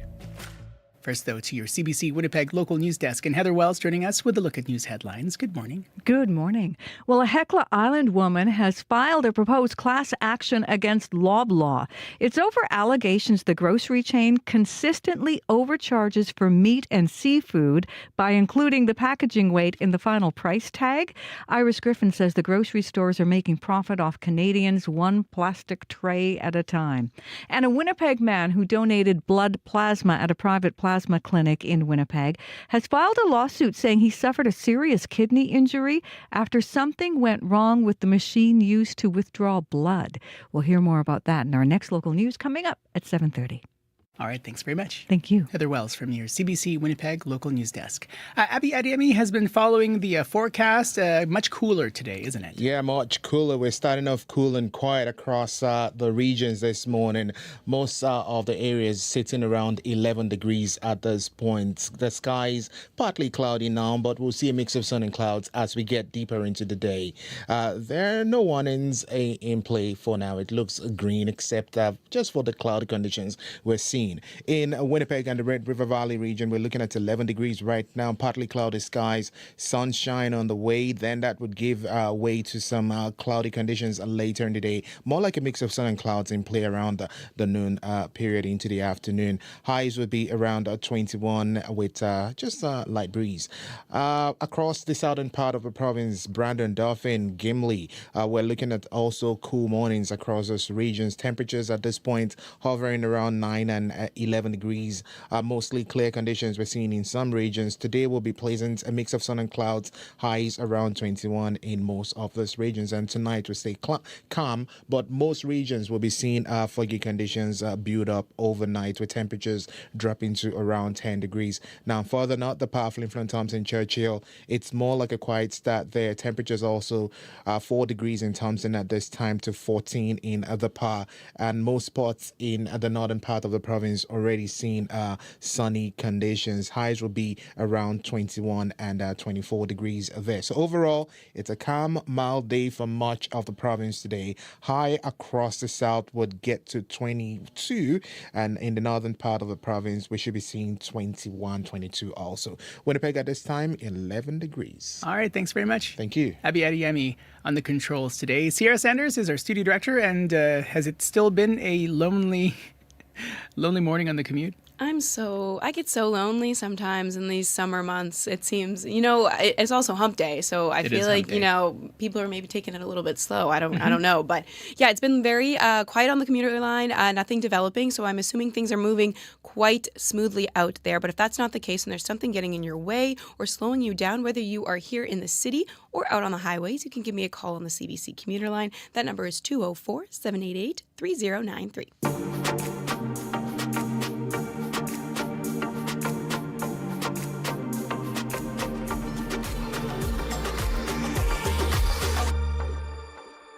Coming up to 15 minutes after 7 o'clock here on CBC Radio 1. The Canadian Internet Registration Authority, or CIRA, has released its annual Internet Trends Report, showing AI use is booming across the country, but concerns about deepfakes, scams, and privacy are rising too.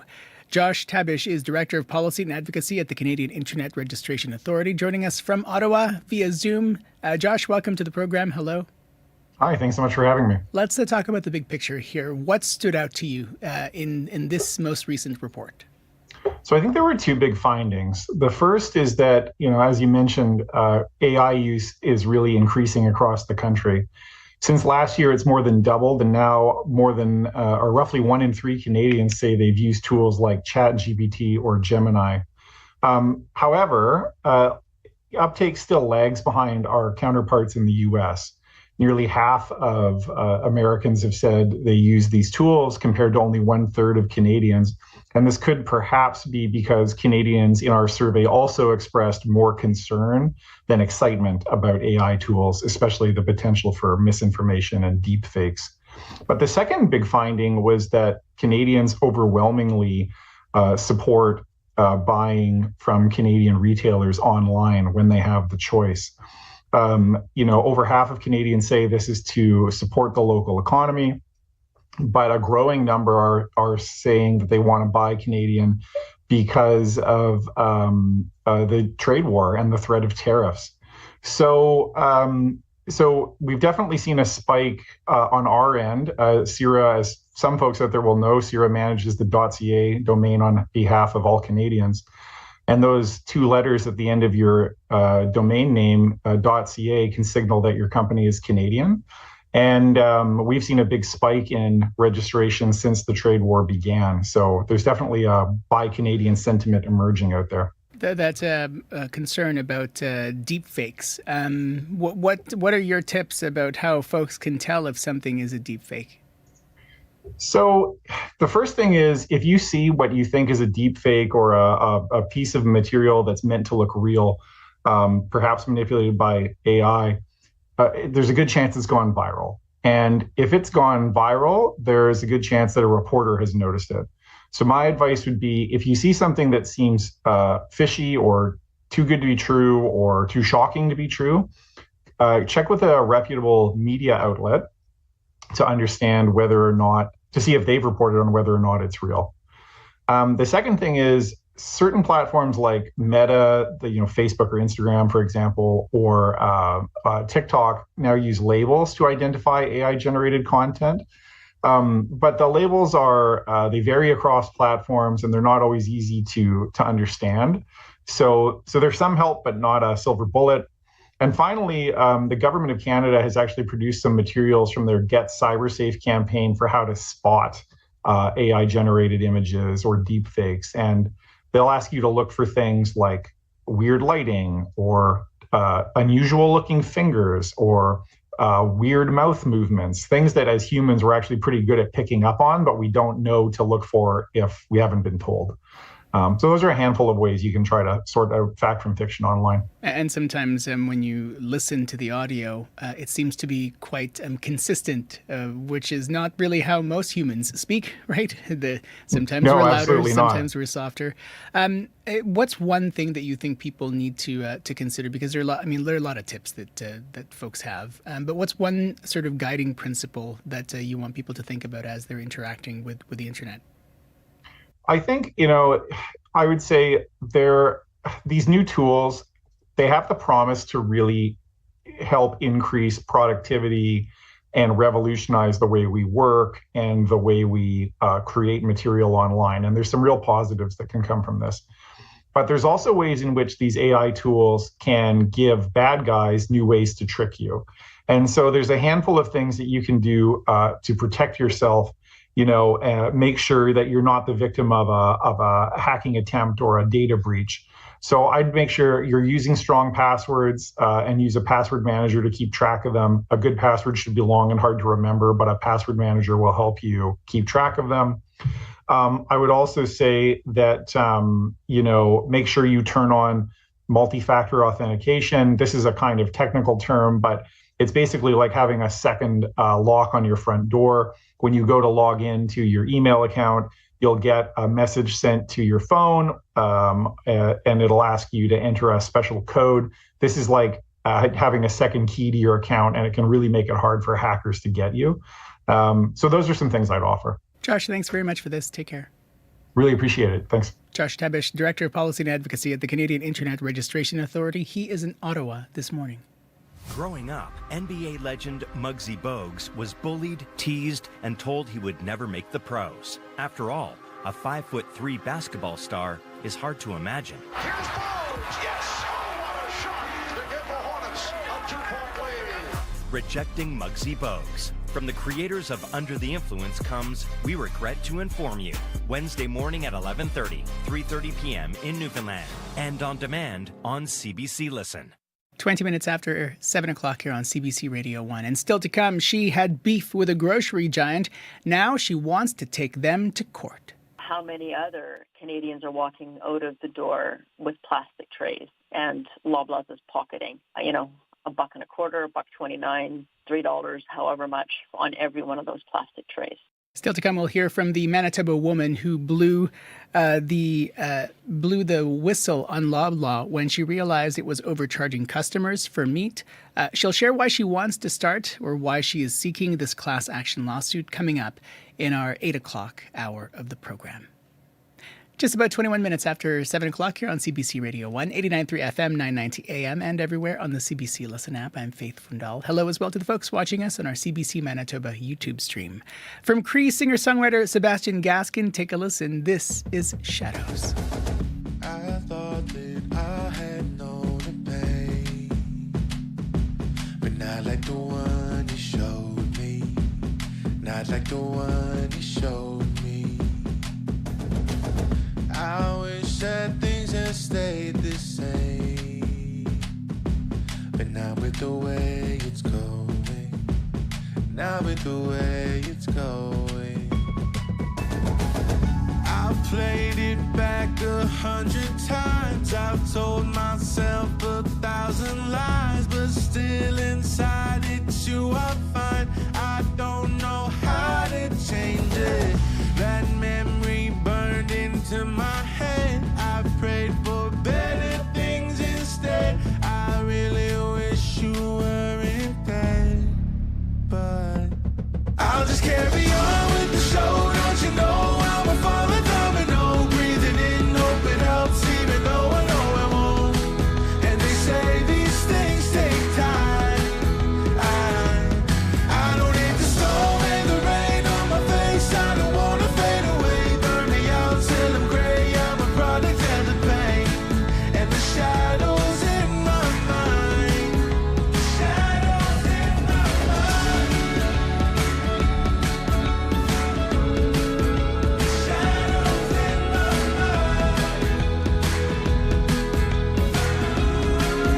Shadows in my mind. I let myself fall to the floor more than a couple times now, more than a couple times now. I've walked 100 different lives, I've heard 1,000 different cries. I've tried my best to run and hide. I don't know how to change it. I've talked with God and told him lies. I've acted on my foolish pride. I swear I'm living out of spite. I'll just carry on with the show. Don't you know I'm a falling domino, breathing in hope it helps, even though I know it won't. And they say these things take time. I don't need the storm and the rain on my face. I don't wanna fade away, burn me out till I'm gray. I'm a product of the pain and the shadows in my mind. Shadows in my mind. Shadows in my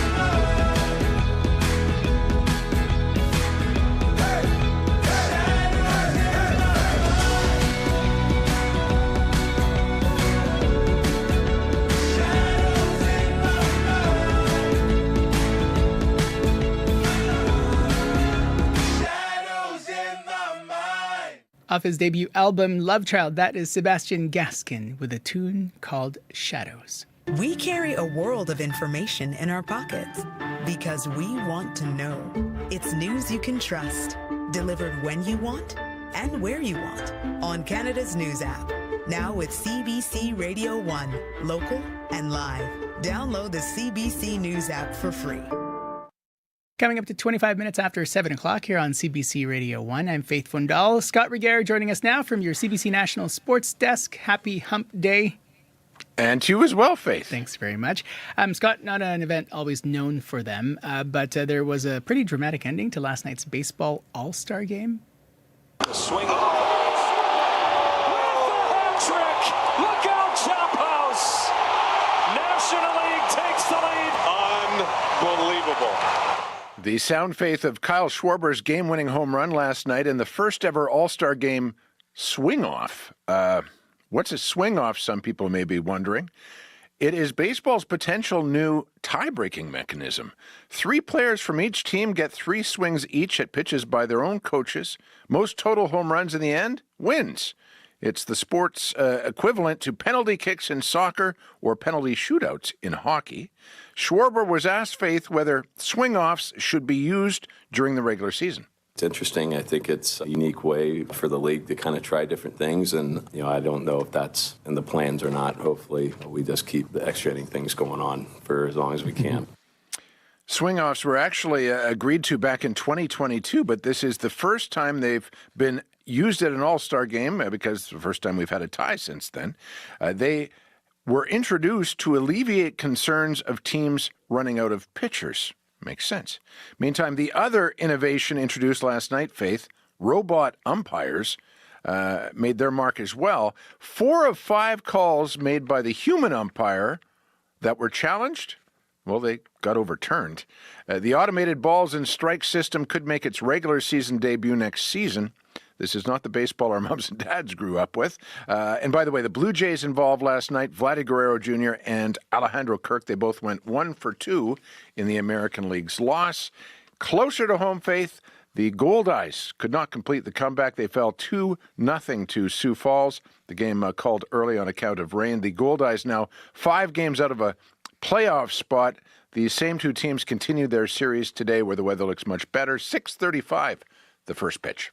All right, let's move over to soccer where there's also lots going on. There really is, including word, Faith, from FIFA about when people can apply for the first ticket draw for next summer's World Cup. Mark September 10th on your calendars.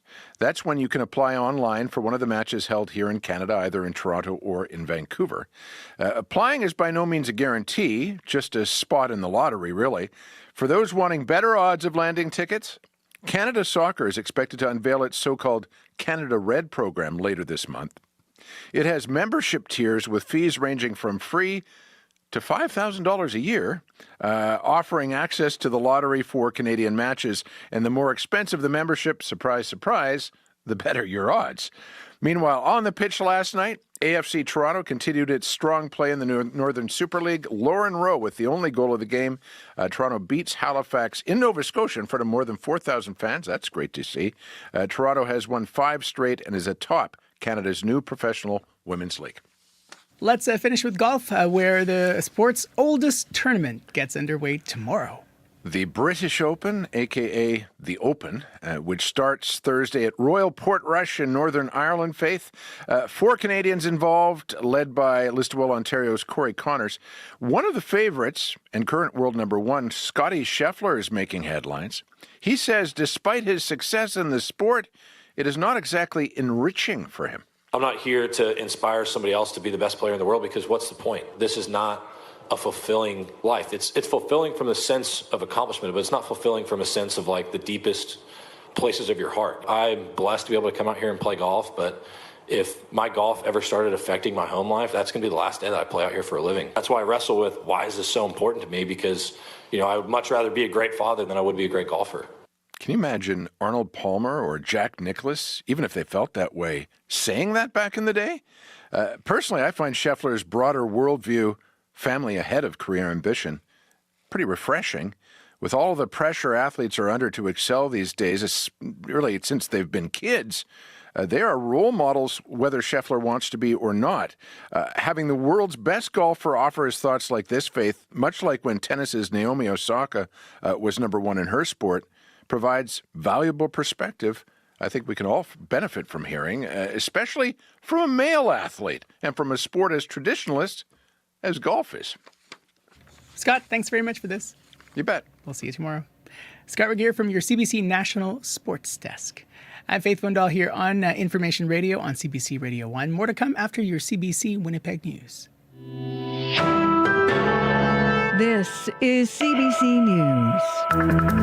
Good morning. I'm Heather Wells in Winnipeg. At 7:30, it is a little on the cool side. We're at 11 degrees right now. It's going to be a beautiful day, though. Mix of sun and clouds, a high today of 21.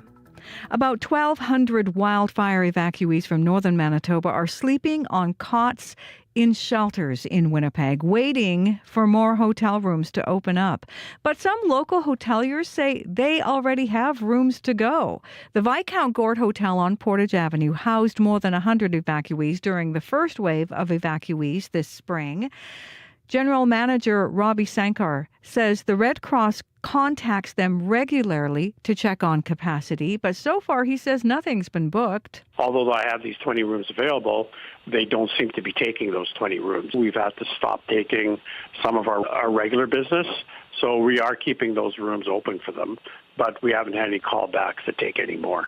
The province says hotel rooms are being prioritized for people with specialized needs, and it's working to secure large blocks of hotel rooms over extended periods of time to limit the number of times evacuees have to move.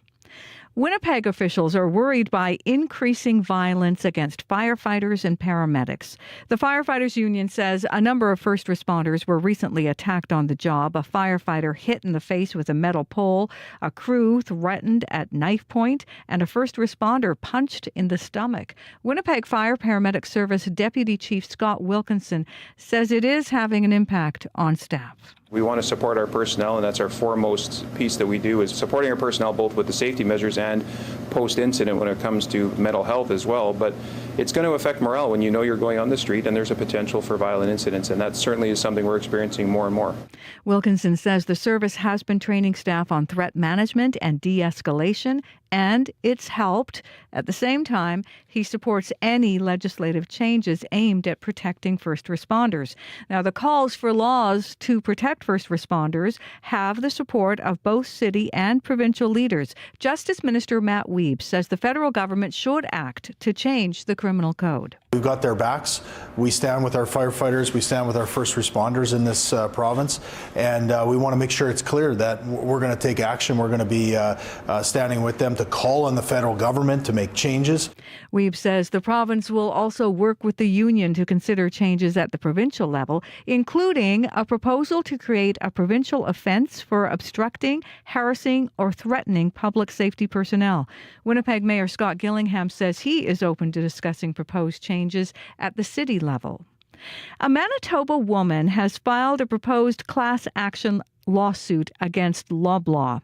It is over allegations the grocery chain consistently overcharges for meat and seafood by including the packaging weight in the final price tag.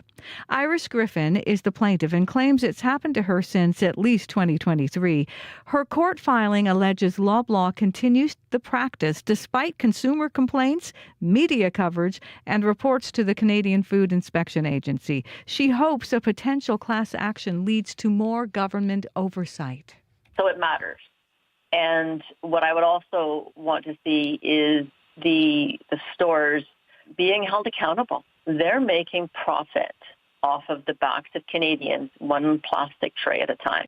CBC News has reached out to Loblaw for comment. Prime Minister Mark Carney will be in Hamilton today for what is expected to be an announcement related to the steel industry.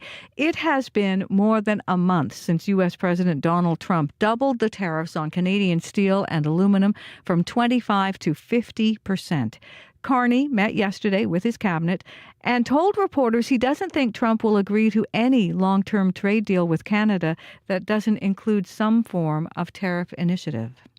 A Winnipeg man who donated blood plasma at a private plasma clinic has filed a lawsuit saying he suffered a serious kidney injury after something went wrong with the machine used to withdraw blood. The plasma donor was at the Grifols Plasma Collection Facility on Taylor Avenue in Winnipeg. He says he started to feel ill following his plasma donation. The lawsuit alleges he later learned a machine error resulted in a permanent injury to his kidney. His statement of claim filed last week says he missed work for a month after it happened. The man is suing Grifols and the company that operates it, as well as 3 employees at the clinic. The allegations have not been tested in court, and the defendants have not filed a statement of defense. Sotheby's in New York is auctioning off the largest piece of Mars on planet Earth, a 54-pound chunk of the Martian surface found in the Sahara Desert in northwest Africa. That Martian rock had a journey of more than 225 million kilometers. Cassandra Hatton is Sotheby's Vice Chair of Science and Natural History. She says the distinct chemical composition of the rock confirms its authenticity. This isn't just a miraculous find, but a massive data set that can help us unlock the secrets of our neighbor, the red planet. Sotheby's estimates the rare space rock could sell today for more than 5 million Canadian dollars. You can find more news updated throughout the day. All you have to do is head to cbc.ca/Manitoba. Hey, Heather, I heard about this cool rock. Do you happen to have $5 million I can borrow? Can you imagine? Do you know, one time on the farm where I grew up, my dad found what was a piece of a comet, and it was shaped almost like a person. And the University of Manitoba took it and studied it and then gave it back to us with a little bit of it cut off. Ooh, that's fun. Do you still have it? It was really heavy. I can't imagine a $5 million, though, piece of Mars. That's a lot. That's a lot. That's fun. I might try to bug you later to see if we can take a look at that rock that you're talking about there. Yeah, there was an article written about it. I'll see what I can find. Please send it. All right, thanks very much. Thank you. Heather Wells from your CBC Winnipeg local news desk. I'm Faith Fundal in for Marcy Marcusa. This is Information Radio on CBC Radio 1. Abby Ediemi also here here on the show. You're in the control room. I just look out for rocks falling out of space, and I just go look it up. It's fun, right? It's fun. Especially if it's been so far away. So far away. Yeah. Right. Anyway, we're not talking about rocks falling this morning, but more like cool temperatures across the province. We're seeing 8 to 13 degrees across most of the regions this morning. A mix of sun and clouds expected by the afternoon period from the south all the way up. We're seeing no warnings at this point. However, I'd mention some warnings coming our way as I get into this. Looking at conditions in Winnipeg and surrounding regions, we're seeing sunny breaks already, 11 degrees in the region. We will get a mix of sun and clouds that should come in by the midday period. It will be mild and we'll see highs around 21 degrees. For the Pembina Valley region, sunshine also making its presence unknown across Morden, Winkler, Altona, Morris, all the way down to the U.S. border. Temperatures also hovering around 11 degrees at this time. The day is shaping up to be more sunny, but the mix of sun and clouds as you get to the midday period, it will warm up to 20 degrees there. The winds would come from the north. Heading to the Westman region, Brandon at 8 degrees, partly cloudy at this time. We're expecting a mix of sun and clouds for the region. High also close to 20 degrees with winds light from the north through the day. In the Parkland region, sunny at this time in Dauphin and nearby areas. Talking about Minnedosa, Russell, all the way down to Ryden Mountain. We're seeing sunny conditions there. Temperatures around 9 degrees, 10 degrees in that part of the province. A mix of sun and clouds also coming your way through the day. High will be around 21 with light winds from the south. In the west, in the Interlake region, Gimli is currently around 8 degrees. We're seeing some sunny conditions break through those cloudy skies. We're expecting a pleasant day. It's going to be a mix of sun and clouds, high around 20 degrees. Light winds coming from the west. Now, let's track conditions up north. Faith, we're looking at 14 degrees right now in the powerful influence nearby regions.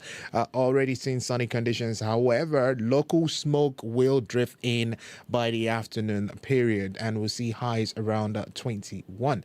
In Thompson, 8 degrees, mainly sunny also there. Sunshine through the morning, some clouds will build near the noon period, and highs will be around 23. Then further north in Churchill, 11 degrees and mostly cloudy. Clouds will increase as you get into the morning. We'll see winds coming from the northwest. It gets breezy at some point. High only gets close to 18 degrees. So it's more like a cool start to the morning this morning. And Winnipeg, we're seeing that cool conditions.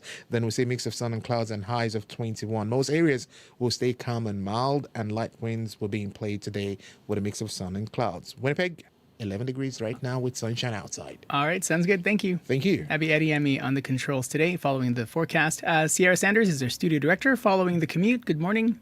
Good morning. Abby called the weather, pretty cool start to the day. I would say it's been a pretty cool commute so far this morning. I've been very lonely on the commuter line. No calls this morning, so things are moving smoothly out there. Nothing developing, and I'm not hearing too much out there. But again, if that is not the case, give me a call on the CBC commuter line. I'd love to know what's getting in your way so I can let your fellow commuters know. You can give me a call at the CBC commuter line. That number is 204-788-3093. All right, thanks very much. Thank you. Sierra Sanders, our studio director here on the program. I'm Faith Fundal at 20 minutes before 8 o'clock. And last week we heard from a grade 1 teacher who was starting a 500-kilometer run across Manitoba, all to raise money for mental health awareness.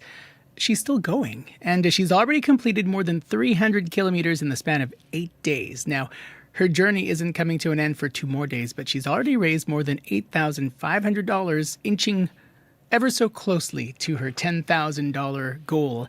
Diane Wing is still running despite earlier air quality issues across the province because of the wildfires. She's taking a quick break right now. And when I say quick, I mean she was just running moments ago and she stopped. She's on Zoom now. Diane, welcome back to the program. Hello. Hello. I have a little update. What's your update? We actually hit the $10,000 yesterday. How does that feel? Amazing. Just crazy. I'm like blown away. Were you expecting to get to that 10,000 by now? No, I wasn't even expecting to get to the 5,000. This is just like, I don't even know. It's crazy. I was like in tears. I'm like, oh my goodness, I don't even know what to do. I guess what you can do right now is just keep running. What's it been like over the past few days since you started? Well, it's been not wonderful the first couple days, but today is really nice running. It's the temperatures have cooled off, the smoke's gone away a bit, so it's a lot better now. I mean, it's been amazing. Like the people that I've met along the way, just like the support. It's like it's overwhelming. It's so amazing. Does that help you get through? Because I mean, the air quality and the heat, I imagine, are like physically challenging things. When you see that support from people, and when you hear that, hey, you reached your goal. I mean, does that help in your being able to keep going? Oh, 100%, so much. It's just like I had a girl actually come and run the whole way with me yesterday. My cousin's daughter, and it was just like amazing, right? Like she's never ran more than 13 kilometers in her life. It was just like, that's just phenomenal. And lots of people have come run with me. How many kilometers did the two of you run yesterday? 50. It's a lot. Yeah. What did you say to her? Because I mean, you've run marathons before. How did you help her keep up to do that entire 50 kilometers? I think she helped me. Like, honestly, I was like, it's okay. You can leave anytime. Like, I totally understand. This is hard. And I said, like, in the beginning, I kind of told her, like, the last 10K is the hardest, right? And we had stopped for a bit there for pizza and stuff. And then she told her mom, well, she said the last 10K is the hardest. I'm going. And I'm like, oh, that's crazy. Diane, where are you right now as you take your break? I don't know. we passed Deacon's Corner. We're just like on the road here, about 10 miles. We should be hitting the support van soon. What does your day-to-day look like? I mean, you've been doing this for days now. What does a typical day look like for you? We get to the van, eat a little bit, fuel up, get some drinks and maybe go to the bathroom, and then we go again until we hit the time. You've had students, family, friends cheering you on at checkpoints across the province. Can you still see me? We can still see you, yep. Okay. You've had folks cheering you on across the province. How would you characterize what that's been like for you at checkpoints? Amazing. Like, just overwhelming. I had my cousins actually, my cousin and a friend that I had from like kindergarten actually went across the field because they thought I was on the highway and I was on the service road. And they're coming across the field with this big sign. I'm like, what's going on? Just crazy. Diane, remind folks who are listening right now, if they didn't hear from you earlier, why you wanted to do this.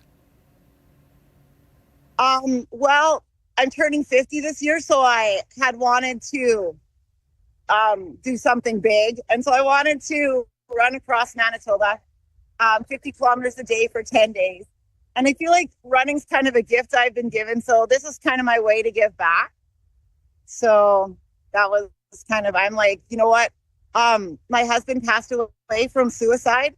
And just like, I think mental health is very important. I've seen a lot of like people struggling, especially since COVID. And I just thought, you know, this is the perfect opportunity to do this, I think.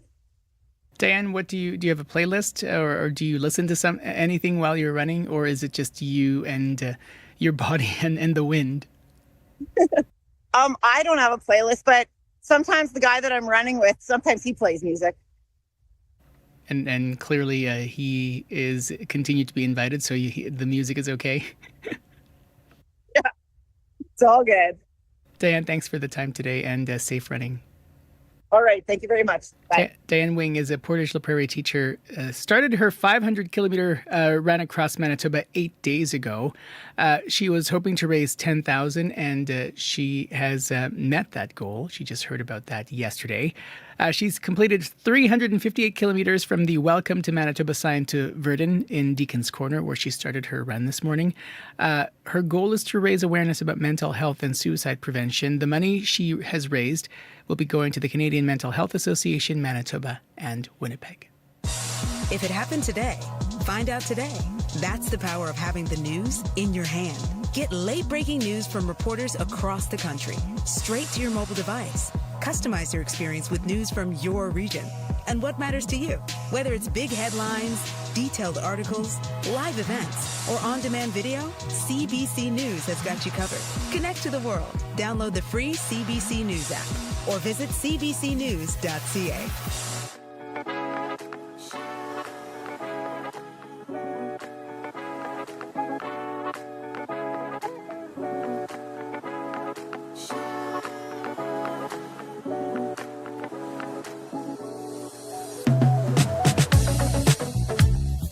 Tell it like it is for a minute. Lift up your veil and say, walking on a fine line between us, just keeping wind in our sail. Need a little time, love. Get back my shine. Need a little time, love. Get back my shine. Just oceans, oceans to sail. Oceans, oceans to sail. Oceans, oceans to sail.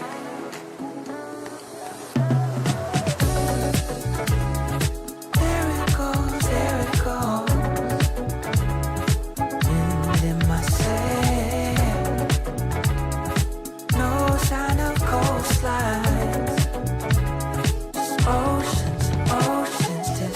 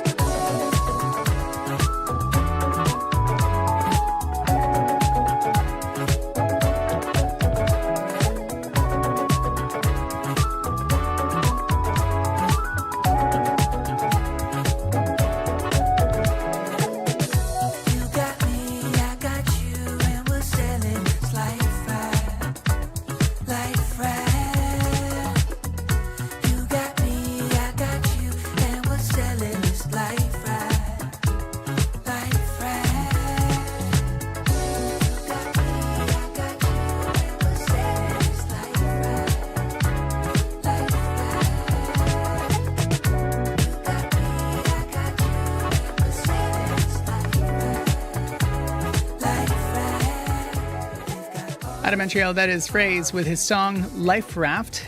It came out a couple of weeks ago. We're coming up to 10 minutes before 8 o'clock here on CBC Radio 1, 89.3 FM, 990 AM, and everywhere on the CBC Listen app, and of course on our CBC Manitoba YouTube stream.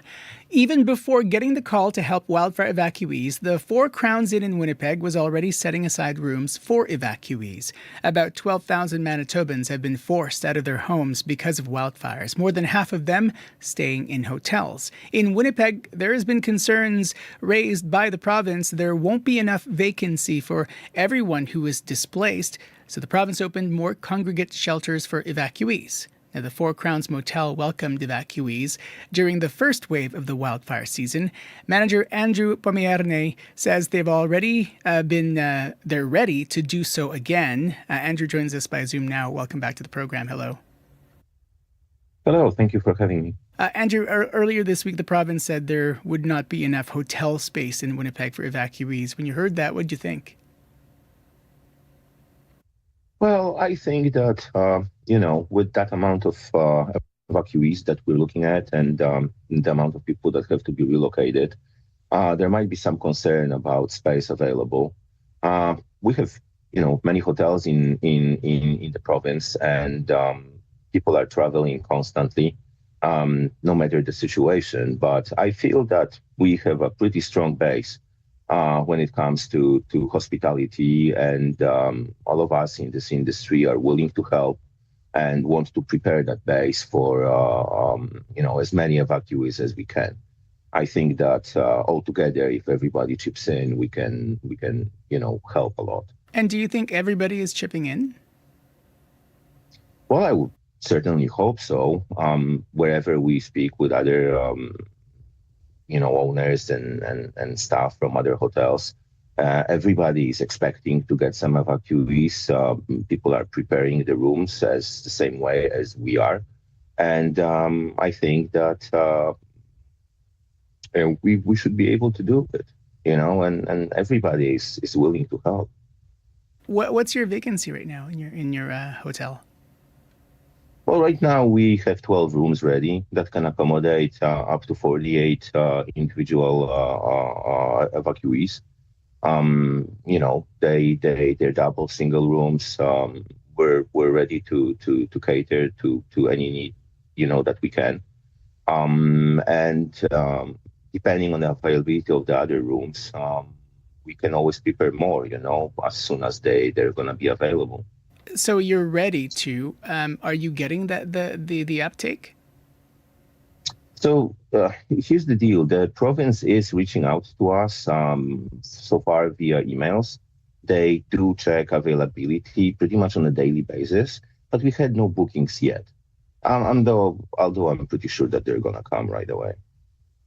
So you're ready, and you're expecting folks to come right away. I wonder, how do you balance serving tourists and customers and also evacuees at the same time?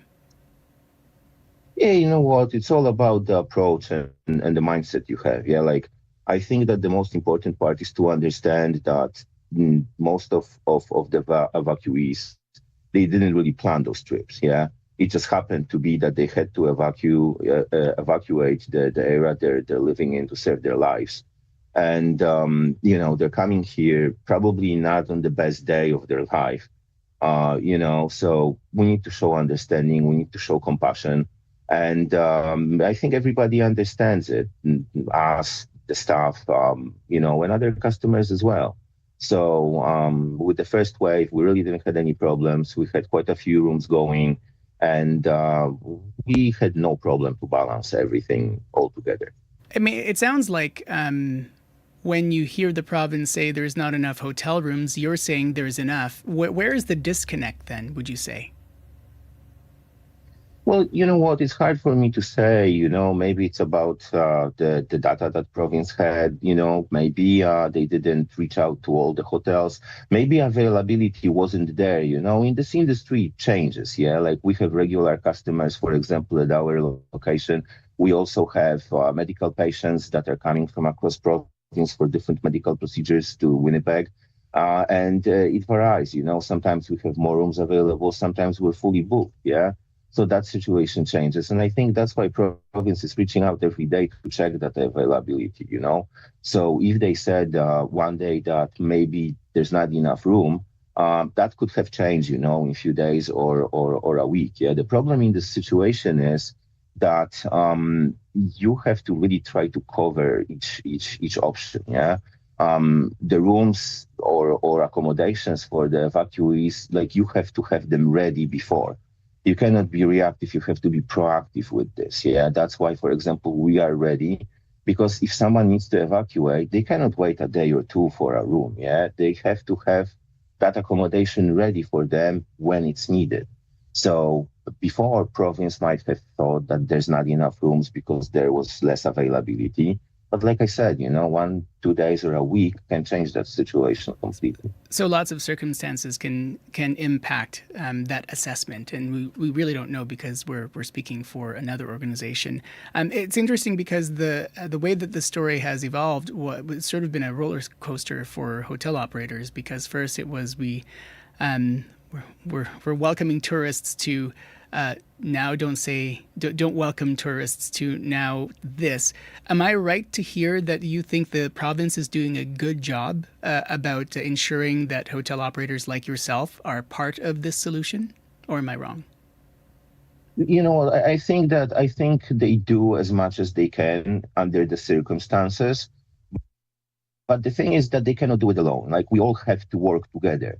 So I see our part in being ready, having maybe some rooms put aside just in the need of them being used pretty much, overnight, even without it being booked up front, And this way, if the province actually makes the move and evacuees start coming, there's no, the bottleneck. There's no need for them to sit somewhere, wait a day or two, but the rooms are ready, yeah? So, like I said, on our part, as the hospitality business, we can try to get some rooms ready, some accommodations ready before, and then as soon as province needs our help, we're there, And I think that we are ready for it.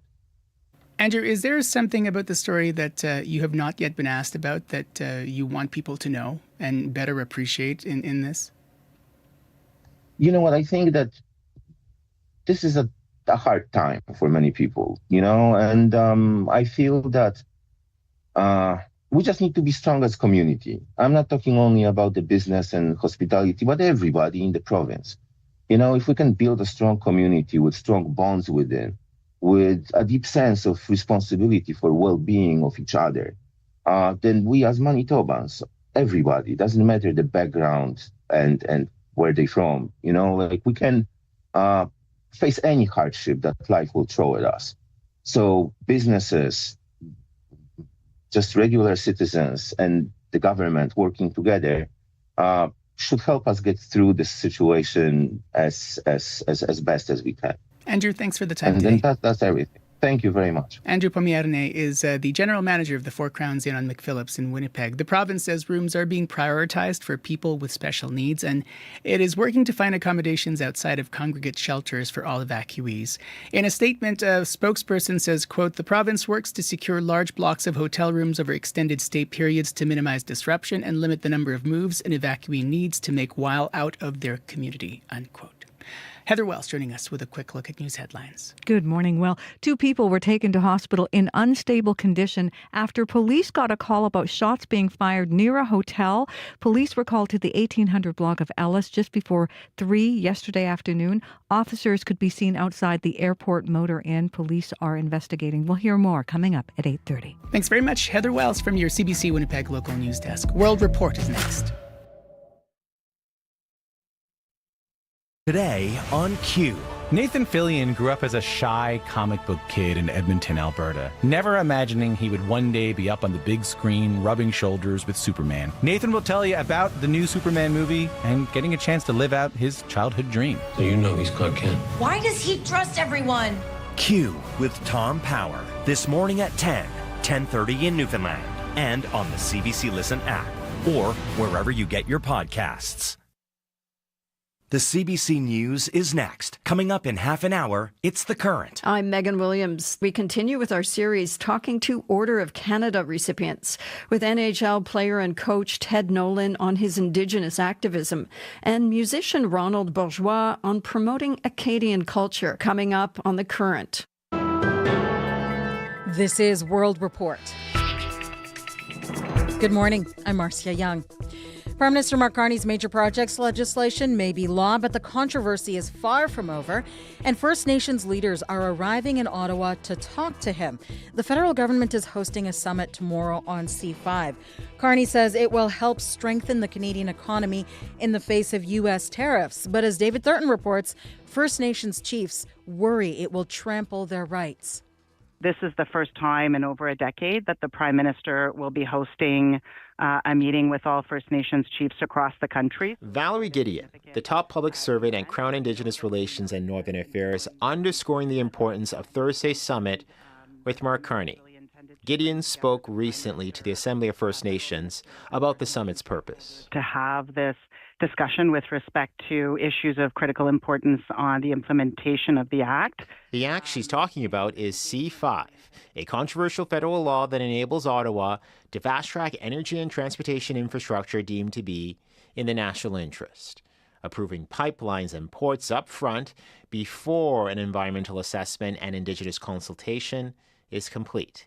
It's necessary, Carney says, to shield the economy against Donald Trump's tariffs, but some First Nations leaders are opposed. The layout of the meeting is not very conducive of any type of dialogue between the chiefs and Canada. Treaty 8 of Alberta Grand Chief Trevor Mercredi with his concerns about how the summit will unfold. Going to be the chief sitting there and listening to Prime Minister Carney roll out his plans, which is not acceptable. Ahead of the meeting, 9 First Nations in Ontario launched a constitutional court challenge of C5 and the provincial law, Bill 5, in the Ontario Superior Court, saying both threaten their ways of life.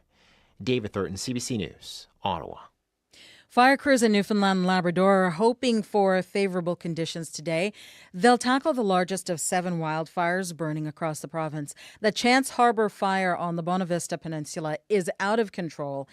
It has grown to more than 1,200 hectares, and it is destroying a community of summer cabins. The CBC's Peter Cowan has more.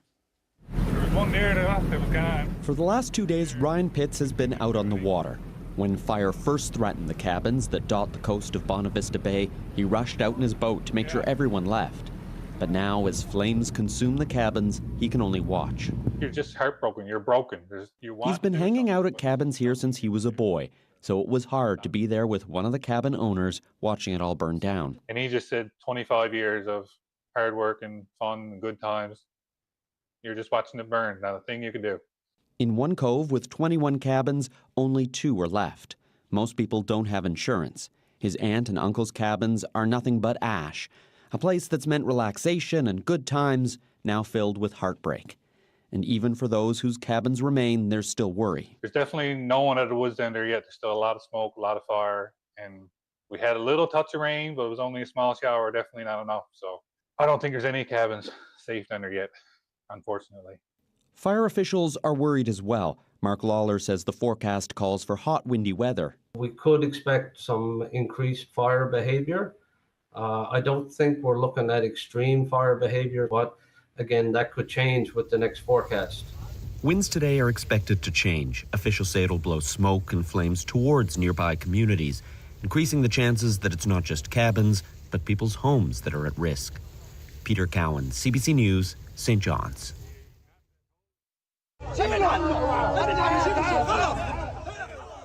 Bodies are carried into the Nasser Hospital in Khan Yunis. The U.S. Israeli-backed Gaza Humanitarian Foundation says at least 20 people were killed near one of its aid distribution centers in southern Gaza. It says there was a crowd surge instigated by agitators.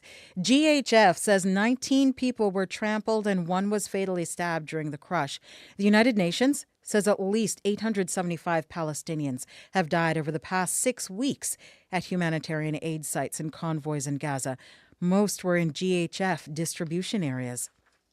The mother of a man killed in a 2023 police shooting is speaking out, and a Calgary police officer has been charged with murder. There's so many levels of this loss. It's really too much. Sometimes it's really hard, you know. The charges are going to be there. Now the real battle begins because we don't know what's going to happen moving forward. That is Lena Wildman, the mother of Levon Boyce Fox, one of two men killed inside a vehicle in 2023. A third person, his brother, was injured in that same incident. It started when a security guard reported 3 suspicious and impaired people on private property. Officers followed them as they drove away in a stolen cube van. Calgary police say the situation escalated to the point where one officer discharged their firearm. After an investigation by Alberta's Serious Incident Response Team, Constable Craig Stothard has been charged with 2 counts of second-degree murder. Operations are back to normal at Vancouver International Airport. Several flights had to be diverted or delayed. A small passenger plane was allegedly hijacked. It happened at around 1 o'clock yesterday afternoon local time. As Pinky Wong reports, one person is now in custody. To see a small plane in that area was really unusual, and the fact that he was doing quite a radical turn at low altitude. Paul Heaney was driving toward Vancouver International Airport when he says he noticed something peculiar. Social media video circulating online shows a small passenger plane landing on the tarmac Tuesday afternoon. Vancouver Airport authorities says a security incident prompted a temporary ground stop for arriving aircraft for 39 minutes. People were just more annoyed because we were already delayed. Matthew Brasol was flying from Vancouver to Calgary. The pilot came on. He came on and said, there's no airspace. The airspace has been closed because of a ultralight plane that is not communicating with the tower. The airport authority says 9 inbound planes were diverted. Flights are now operating normally. RCMP say they received a report that a small passenger aircraft had been hijacked from the Victoria area and was heading towards Vancouver International Airport. Police say the aircraft landed safely and the suspect, who was the sole occupant, was arrested. The investigation is ongoing. Pinky Wong, CBC News, Vancouver. The local council of a community in New Brunswick has been temporarily placed on pause. Their mayor has been suspended for violating the code of conduct over a contract, and recently 2 councillors resigned. It is one of several communities forced to amalgamate when the province reduced the number of local governments 2 years ago. And as Sam Farley reports, some new municipalities are still feeling the growing pains. This meeting is now adjourned. Those words are how a rural farming community of 7,000 on the outskirts of Fredericton found itself without an elected council, if only temporarily. Last month, Sunbury York South Council voted to suspend the mayor for breaking the code of conduct. But at this week's meeting, the clerk said council does not have enough members to function after 2 resignations this week. Due to the suspension of the mayor and the resignation of Councillor Noble on July 3rd and Councillor Standish on July 9th, there is no longer a quorum. This is not the first case of a New Brunswick council losing the minimum number of council members. Straight Shores near Moncton saw its council dissolved and a provincial supervisor appointed following several resignations. But that escalation is not required for Sunbury York South, according to the provincial body that oversees council disputes. Mary Oley, director of the New Brunswick Local Governance Commission, says there's a difference between losing quorum and being unable to hold a meeting. Although the mayor is suspended, he is still a member of council, and as such, council still has overall quorum. For the duration of the mayor's suspension, the Rural Communities Council does not have quorum for meetings. One of the councillors who resigned, Matthew Standish, said in an email that his decision related to how the mayor's suspension was handled. Once that suspension ends in September, council will resume. Sam Farley, CBC News, Fredericton. Sotheby's in New York is auctioning off the largest piece of Mars on planet Earth, a 54-pound chunk of the Martian surface found in the Sahara Desert in northwest Africa. That Martian rock had a journey of over 225 million kilometers. Cassandra Hatton is Sotheby's Vice Chair of Science and Natural History. She says the distinct chemical composition of the rock confirms its authenticity. This isn't just a miraculous find, but a massive data set that can help us unlock the secrets of our neighbor, the red planet. Is there life on Mars? Sotheby's estimates a rare space rock could sell today for more than 5 million Canadian dollars. So we'll leave you with David Bowie's 1973 song, Is There Life on Mars?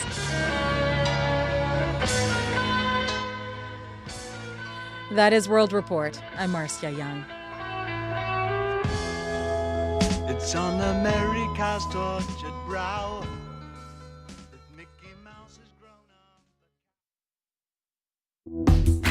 Magandang umaga, good morning Manitoba. Faith Fundal here in Studio 15 at Portage and Spence. This is Information Radio on CBC Radio 1. And coming up on Radio Noon today, you won't have to look as far as Mars because a little bit closer, you might have some birds that you'd like to see. I'm trying to connect it. It's hard. That's the call-in conversation today on Radio Noon with host Marjorie Dowhouse to talk about our feathered friends. Maybe you've spotted a rare bird lately, or maybe you're wondering what kind of bird you're seeing. That's going to be the noon call-in just after the 12:30 news.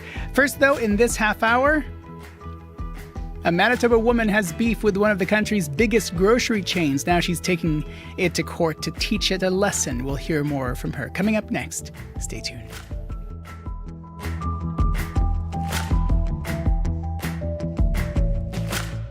First, though, to your CBC Winnipeg local news desk, and Heather Wells joining us. Good morning. Good morning. Well, 2 people were taken to hospital in unstable condition after Winnipeg police got a call about shots being fired near a hotel.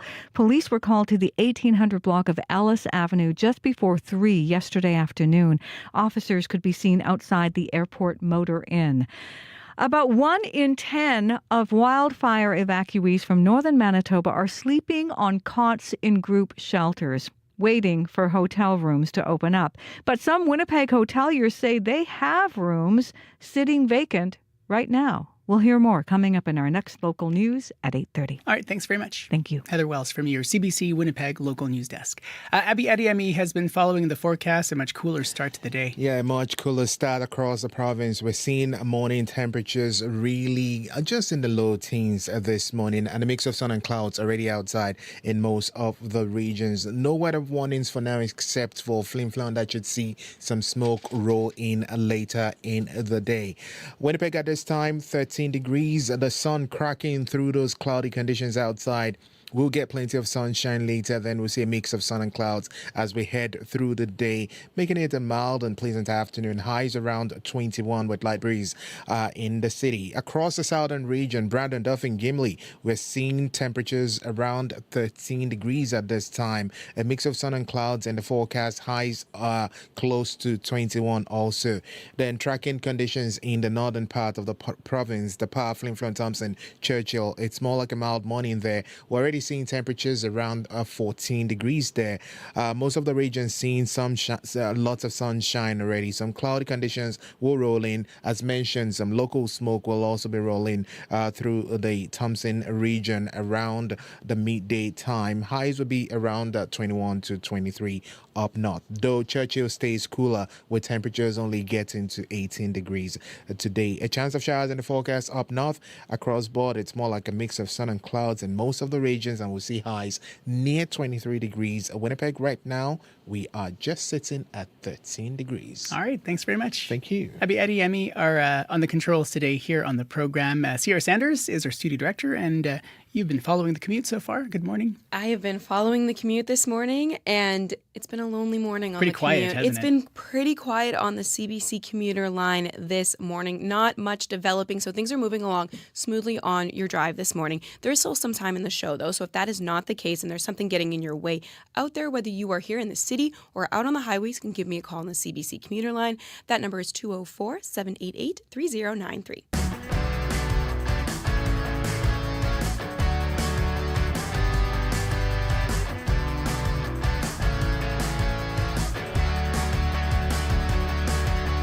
14 minutes after 8 o'clock here on CBC Radio 1. As you've been hearing on your CBC Winnipeg News, a Manitoba woman who discovered that a Canadian grocery giant was overcharging customers for meat wants her day in court. Earlier this year, Iris Griffin blew the whistle on Loblaw when she realized the grocer was including the weight of packaging in the cost of the meat. A CBC News investigation would later find the chain overcharged customers by selling underweighted meat across 80 of its stores in Canada. At the time, the company issued an apology and cited an error that has long been fixed, it says, also promising to refresh its training practices. But Iris says nothing has really changed.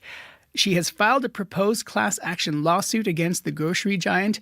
She spoke with the CBC's Chidi Ikuma about the moment, including the moment, she knew she wanted to take legal action.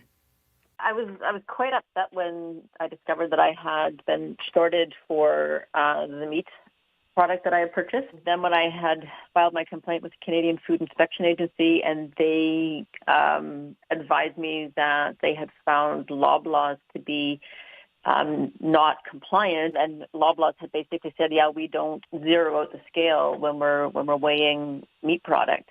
It made me wonder just how widespread it was and how long it had been going on. And the day after I had done my purchase and discovered the issue, a friend of mine went into a different superstore in Winnipeg, and she bought 2 different meat products and weighed them out the same way I did and found the same issue. So when you think about the amount of money that Loblaws has made on empty plastic trays across Western Canada for however long they're doing it, it's a large sum of money.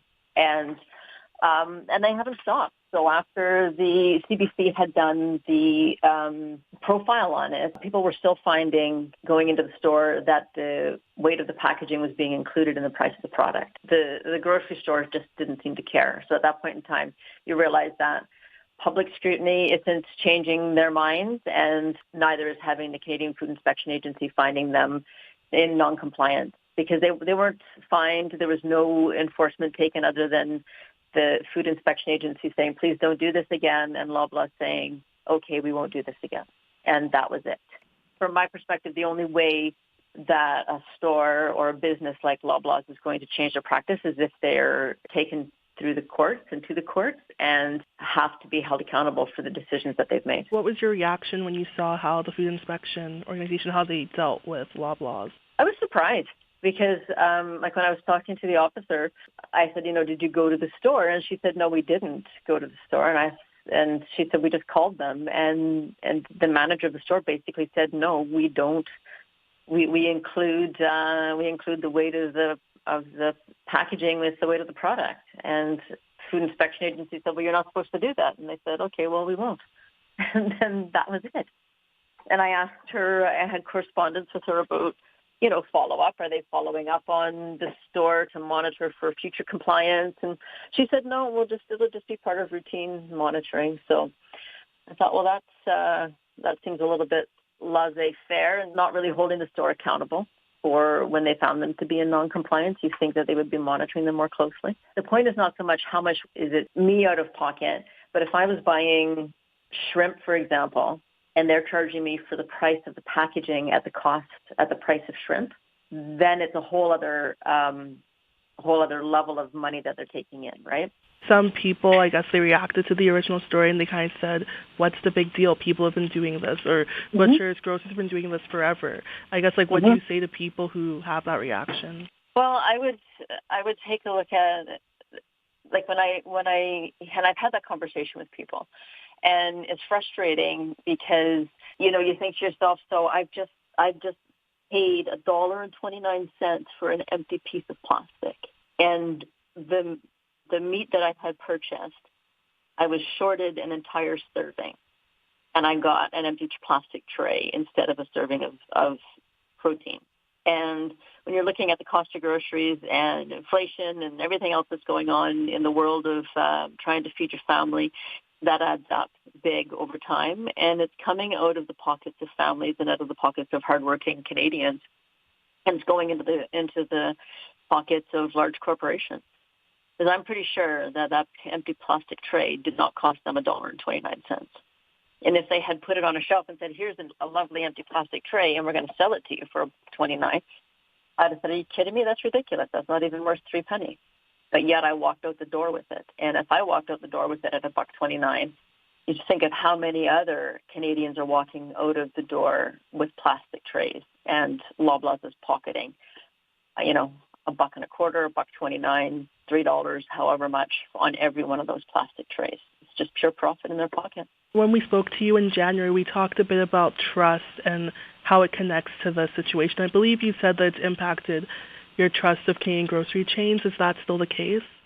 It is still the case. I had gone into a local co-op, I don't even know how much later than that, probably the following summer maybe, and had picked up a tray of chicken breasts and brought them home and put them on the scale, and the weight on the scale was the same as the weight on the packaging. So I had been charged again for the weight of the package in the price of the overall price of what I had purchased. So I phoned the store and talked to the manager in the meat department, and he was able to advise me that the package that I had purchased had been weighed and packaged off-site and brought to the store for sale, and that when they do their packaging in the store, that they do zero it out. So it struck me that the issue may be partly in store, but also partly in the distribution centers where it's not happening, where the zeroing of the scale is not happening. How much of this do you think falls into just poor training or inconsistent training, and how much of this do you think is intentional? I can't attribute it to poor training, because I have yet to talk to a person on the street who says, who doesn't know that they should not be paying for the price of the packaging along with the price of the product. There's not a person I've talked to that is not aware that what the store is doing is wrong. And if I'm aware of it, and people that I talk to are aware of it, people that are working in the industry know what they're doing. You cannot blame it on training. They know what they're doing. They have to. It's their job to know what they're doing. And it's the job of the Canadian Food Inspection Agency to hold them accountable through monitoring and oversight. And it's also the job of the manager in the store to be randomly picking up packages of meat and putting them on a scale to verify that the tare weight or the weight of the package has been factored into the total weight of the product. What do you hope comes out of this? I would hope that we would see more oversight on the part of the government of Canada in terms of monitoring for compliance with federal regulations, because there's a reason why we have these regulations. If this didn't matter, there wouldn't be a regulation for it. So it matters. And what I would also want to see is the stores being held accountable. They're making profit off of the backs of Canadians, one plastic tray at a time. And you walk to the meat counter and you see how many packages of meat are going out the door over the course of a day, and it is dollars in the pockets of these retailers, and it's coming off of the back of Canadian consumers who are trying to feed their families. You're just one woman in Manitoba, and you kind of created this huge story. When you reflect on that, what do you take from all the work you've done here? I'm a little bit taken aback by it and surprised by it. I didn't realize that it would get this big when I had submitted my complaint to the Canadian Food Inspection Agency. There's a bigger story here, and this is happening to more people than just me. So mine was the first time that Loblaw said, yeah, we're doing this. And it's been corrected in 80 stores in Western Canada, and we're not going to do it again. But by virtue of the fact that they admitted to it, then it opens the door for action to be taken. Iris Griffin is a is the lead plaintiff in a proposed class action lawsuit against Loblaw. CBC reached out to the grocery giant for comment. In January, when CBC first reported on the problem with the weight of meat, a spokesperson sent this statement, quote, "We have robust internal processes and controls in place. However, they are subject to the occasional operational error. Even though 97% of our 2,400 stores were unaffected, any pricing issue that results in an overcharge is one too many." The proposed class action lawsuit was filed in the Manitoba Court of King's Bench last week. Ever hear a really good radio show and fall in love right away? Fall in love at first listen with the CBC Listen app. Find CBC radio shows like As It Happens and Now or Never and stream them anytime, anywhere for free. Download CBC Listen today. Coming up to 25 minutes after 8 o'clock here on CBC Radio 1. Slip dresses, jelly sandals, and internet-free lives. The CBC's Manjula Selvarajah says there is nostalgia for the 90s on TikTok and for a time before smartphones. This will sound familiar to kids from the 90s. Hello, you have a collect call from... Hey Mom, it's me, don't accept. I'm going to Emily's to do homework and I'll be home later. Okay, I love you, bye. If you'd like to accept the call, please press 1. That's TikTok influencer Chrissy Allen on her handle CSA Punch. She's reenacting a little hack kids used to make free calls on public payphones in those days, a time before smartphones. In the comments to that post, there's a flood of smiling emojis, nods of recognition, and these words. Those were the good days. I miss this. 90s was the best time ever. Gen Zer Gabriella Nguyen says she's had moments when she's looked back on her life and wondered what she spent her time on. Whether you're Gen Z, whether you're millennial, whatever generation, most of them are that's the case. It's sort of, I just don't want to spend so much time on these platforms, but I don't know how I got here. And I didn't have any understanding of persuasive design, any knowledge of the computer science behind any of this kind of stuff. I just knew something was wrong. Nguyen recently graduated from Harvard University's Graduate School of Education. I, as a human being, am immortal and biologically limited, but these platforms just keep getting better and better and better in the sense that it was getting better at keeping me from doing other things that I wanted to do. Her dissonance over her digital time led her to form an organization at Harvard called Abstinence. She describes it as a student organization turned budding social movement to help people peel themselves off social media. We talk about sort of the harms of the attention economy and all these different sort of creative solutions, and I don't doubt that there's merit to them, but it's proved for a lot of people, and myself included, that the emergency exit was the front door. But a hard stop on these platforms is, well, hard to do. So she developed a gradual 5-step method for doing so. Decrease, deactivate, delete, downgrade, and depart. The whole approach is laid out on abstinence.org. I sort of see that I traded a bunch of sort of tier 2, tier 3 kind of floating friendships for the very close relationship I have with my grandpa now. You know, the energy had to come from somewhere, and a little bit of attention I was spreading across a bunch of people. I was really able to concentrate when I decided that my grandpa was the person I wanted to get close with years ago. Now we have a regular habit of calling every week. Adele Dalla Kim helps people hit pause on their digital lives in an unconventional way. He hosts a digital detox summer camp for 300 adults in Ontario, offering a range of fun activities from relaxing in hammocks and hiking to crafting and canoeing.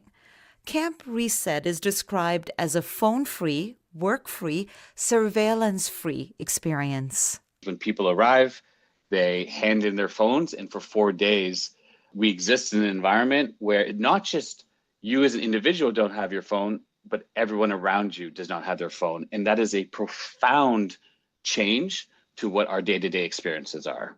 Dalla Kim is the executive director of Reset, a Canadian organization that aims to help people build a sense of community in their lives.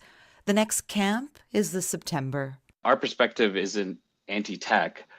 Our provocation is what would it look like to be more thoughtful about technology, to ensure that it's actually serving the things that we want it to serve. He says some campgoers experience feelings of withdrawal giving away their phones, while others can't wait to lock them away. Where it gets interesting is what happens when camp is over. When people receive their phones back and they turn it back on and they start to get the notifications, that creates a sense of anxiety, depression, sadness, overwhelm. And what we've provided people at camp is a brief window into remember what it's like to not have that. And so when refaced with that reality, it's really hard on people. Dala Kim says his team is trying to understand and create support around these feelings. His advice for people who can't take time off for a summer camp of this kind, but want to hit the pause button. The first step is to acknowledge if you have an addictive relationship to your device. Sure, there are programs and different supports out there, but you can't begin to address a problem if you don't acknowledge its existence. American photographer Eric Pickersgill created a viral photo series titled Removed, recently gracing the pages of Vogue Italia. They are of people staring at digital devices, a couple in bed, a family at the dinner table, a couple after their wedding, but with the gadgets absent, so they're staring at their hands. The photos are haunting. It's time to acknowledge what merely existing in the real world, but devouring the virtual one, is doing to our lives. For CBC Radio, I'm Manjula Salvaraja. Thanks very much, Manjula. Your CBC Winnipeg News is next. This is CBC News. Good morning. I'm Heather Wells in Winnipeg at 8:30. It's 13 degrees, a mix of sun and clouds today. It's going to be pleasant, although a little cool, a high today of 21. About 1 in 10 wildfire evacuees from northern Manitoba are sleeping on cots in group shelters, waiting for hotel rooms to open up. But some Winnipeg hoteliers say they have rooms sitting vacant right now. 4 Crowns Inn on McPhillips made about 10 rooms available during the first wave of wildfire evacuees this spring.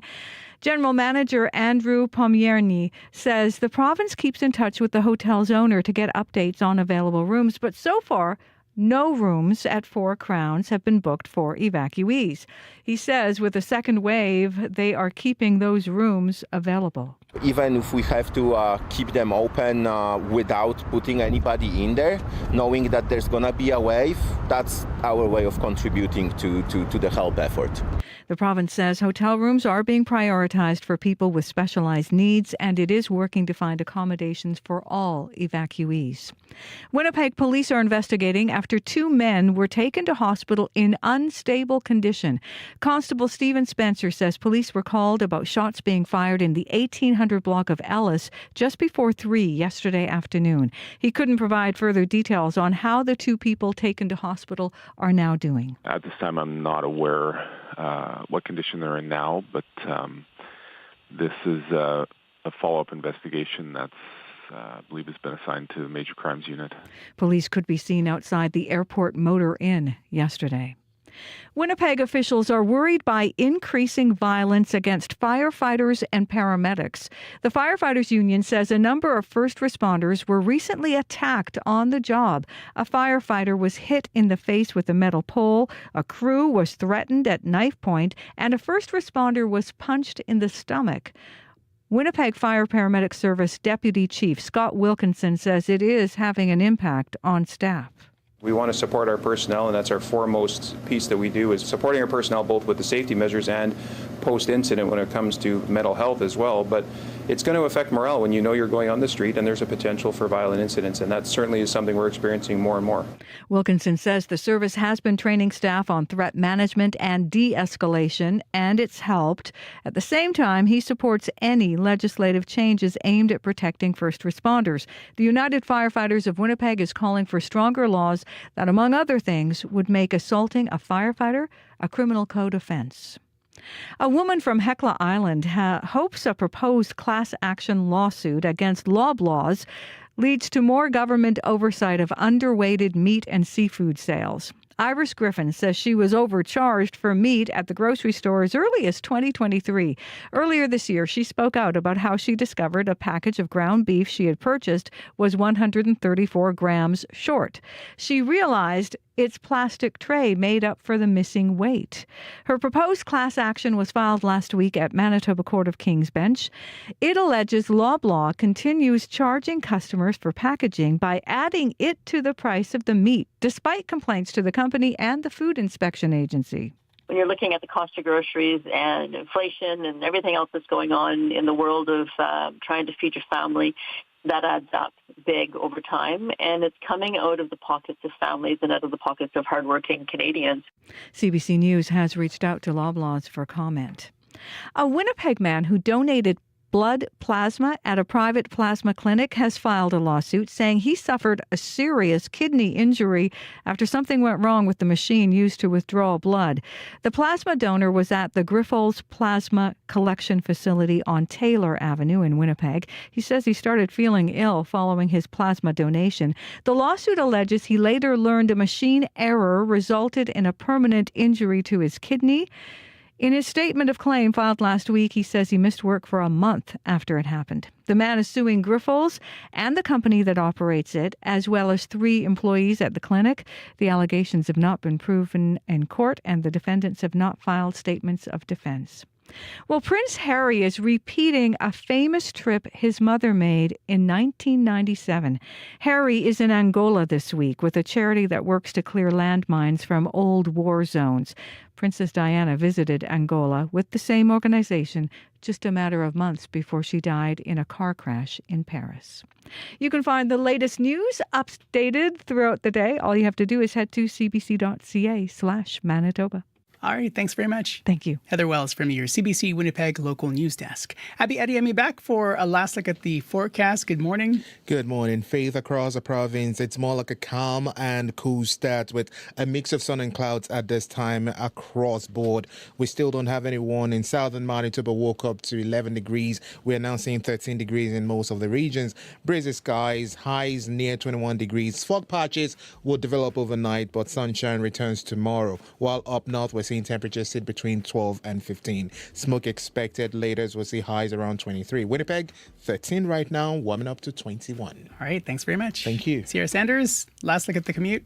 Not much to look at. Yeah. It's been a quiet day on the commuter line, but I hope everyone's commute went safely and smoothly, it sounds like, out there. And now we'll hopefully look forward to some calls tomorrow. Yep, we'll do it. Thank you. Thank you. Thanks to our folks who put the show together today, our AP associate producers, Jennifer Dosso and Chidi Akuma. On the news desk, Heather Wells, Alana Cole, Joni Nikolu. Our live team, Abby Adiemi, Brad Lilies, Ezeka Abdelatif, and Sierra Sanders as well. I'm Faith Fundal. Mag-ingat po kayo and take good care. We'll talk to you soon. And don't forget, there is the call-in portion on Radio Noon just after the 12:30 news to talk about birds. Stay tuned for that. The Current is next.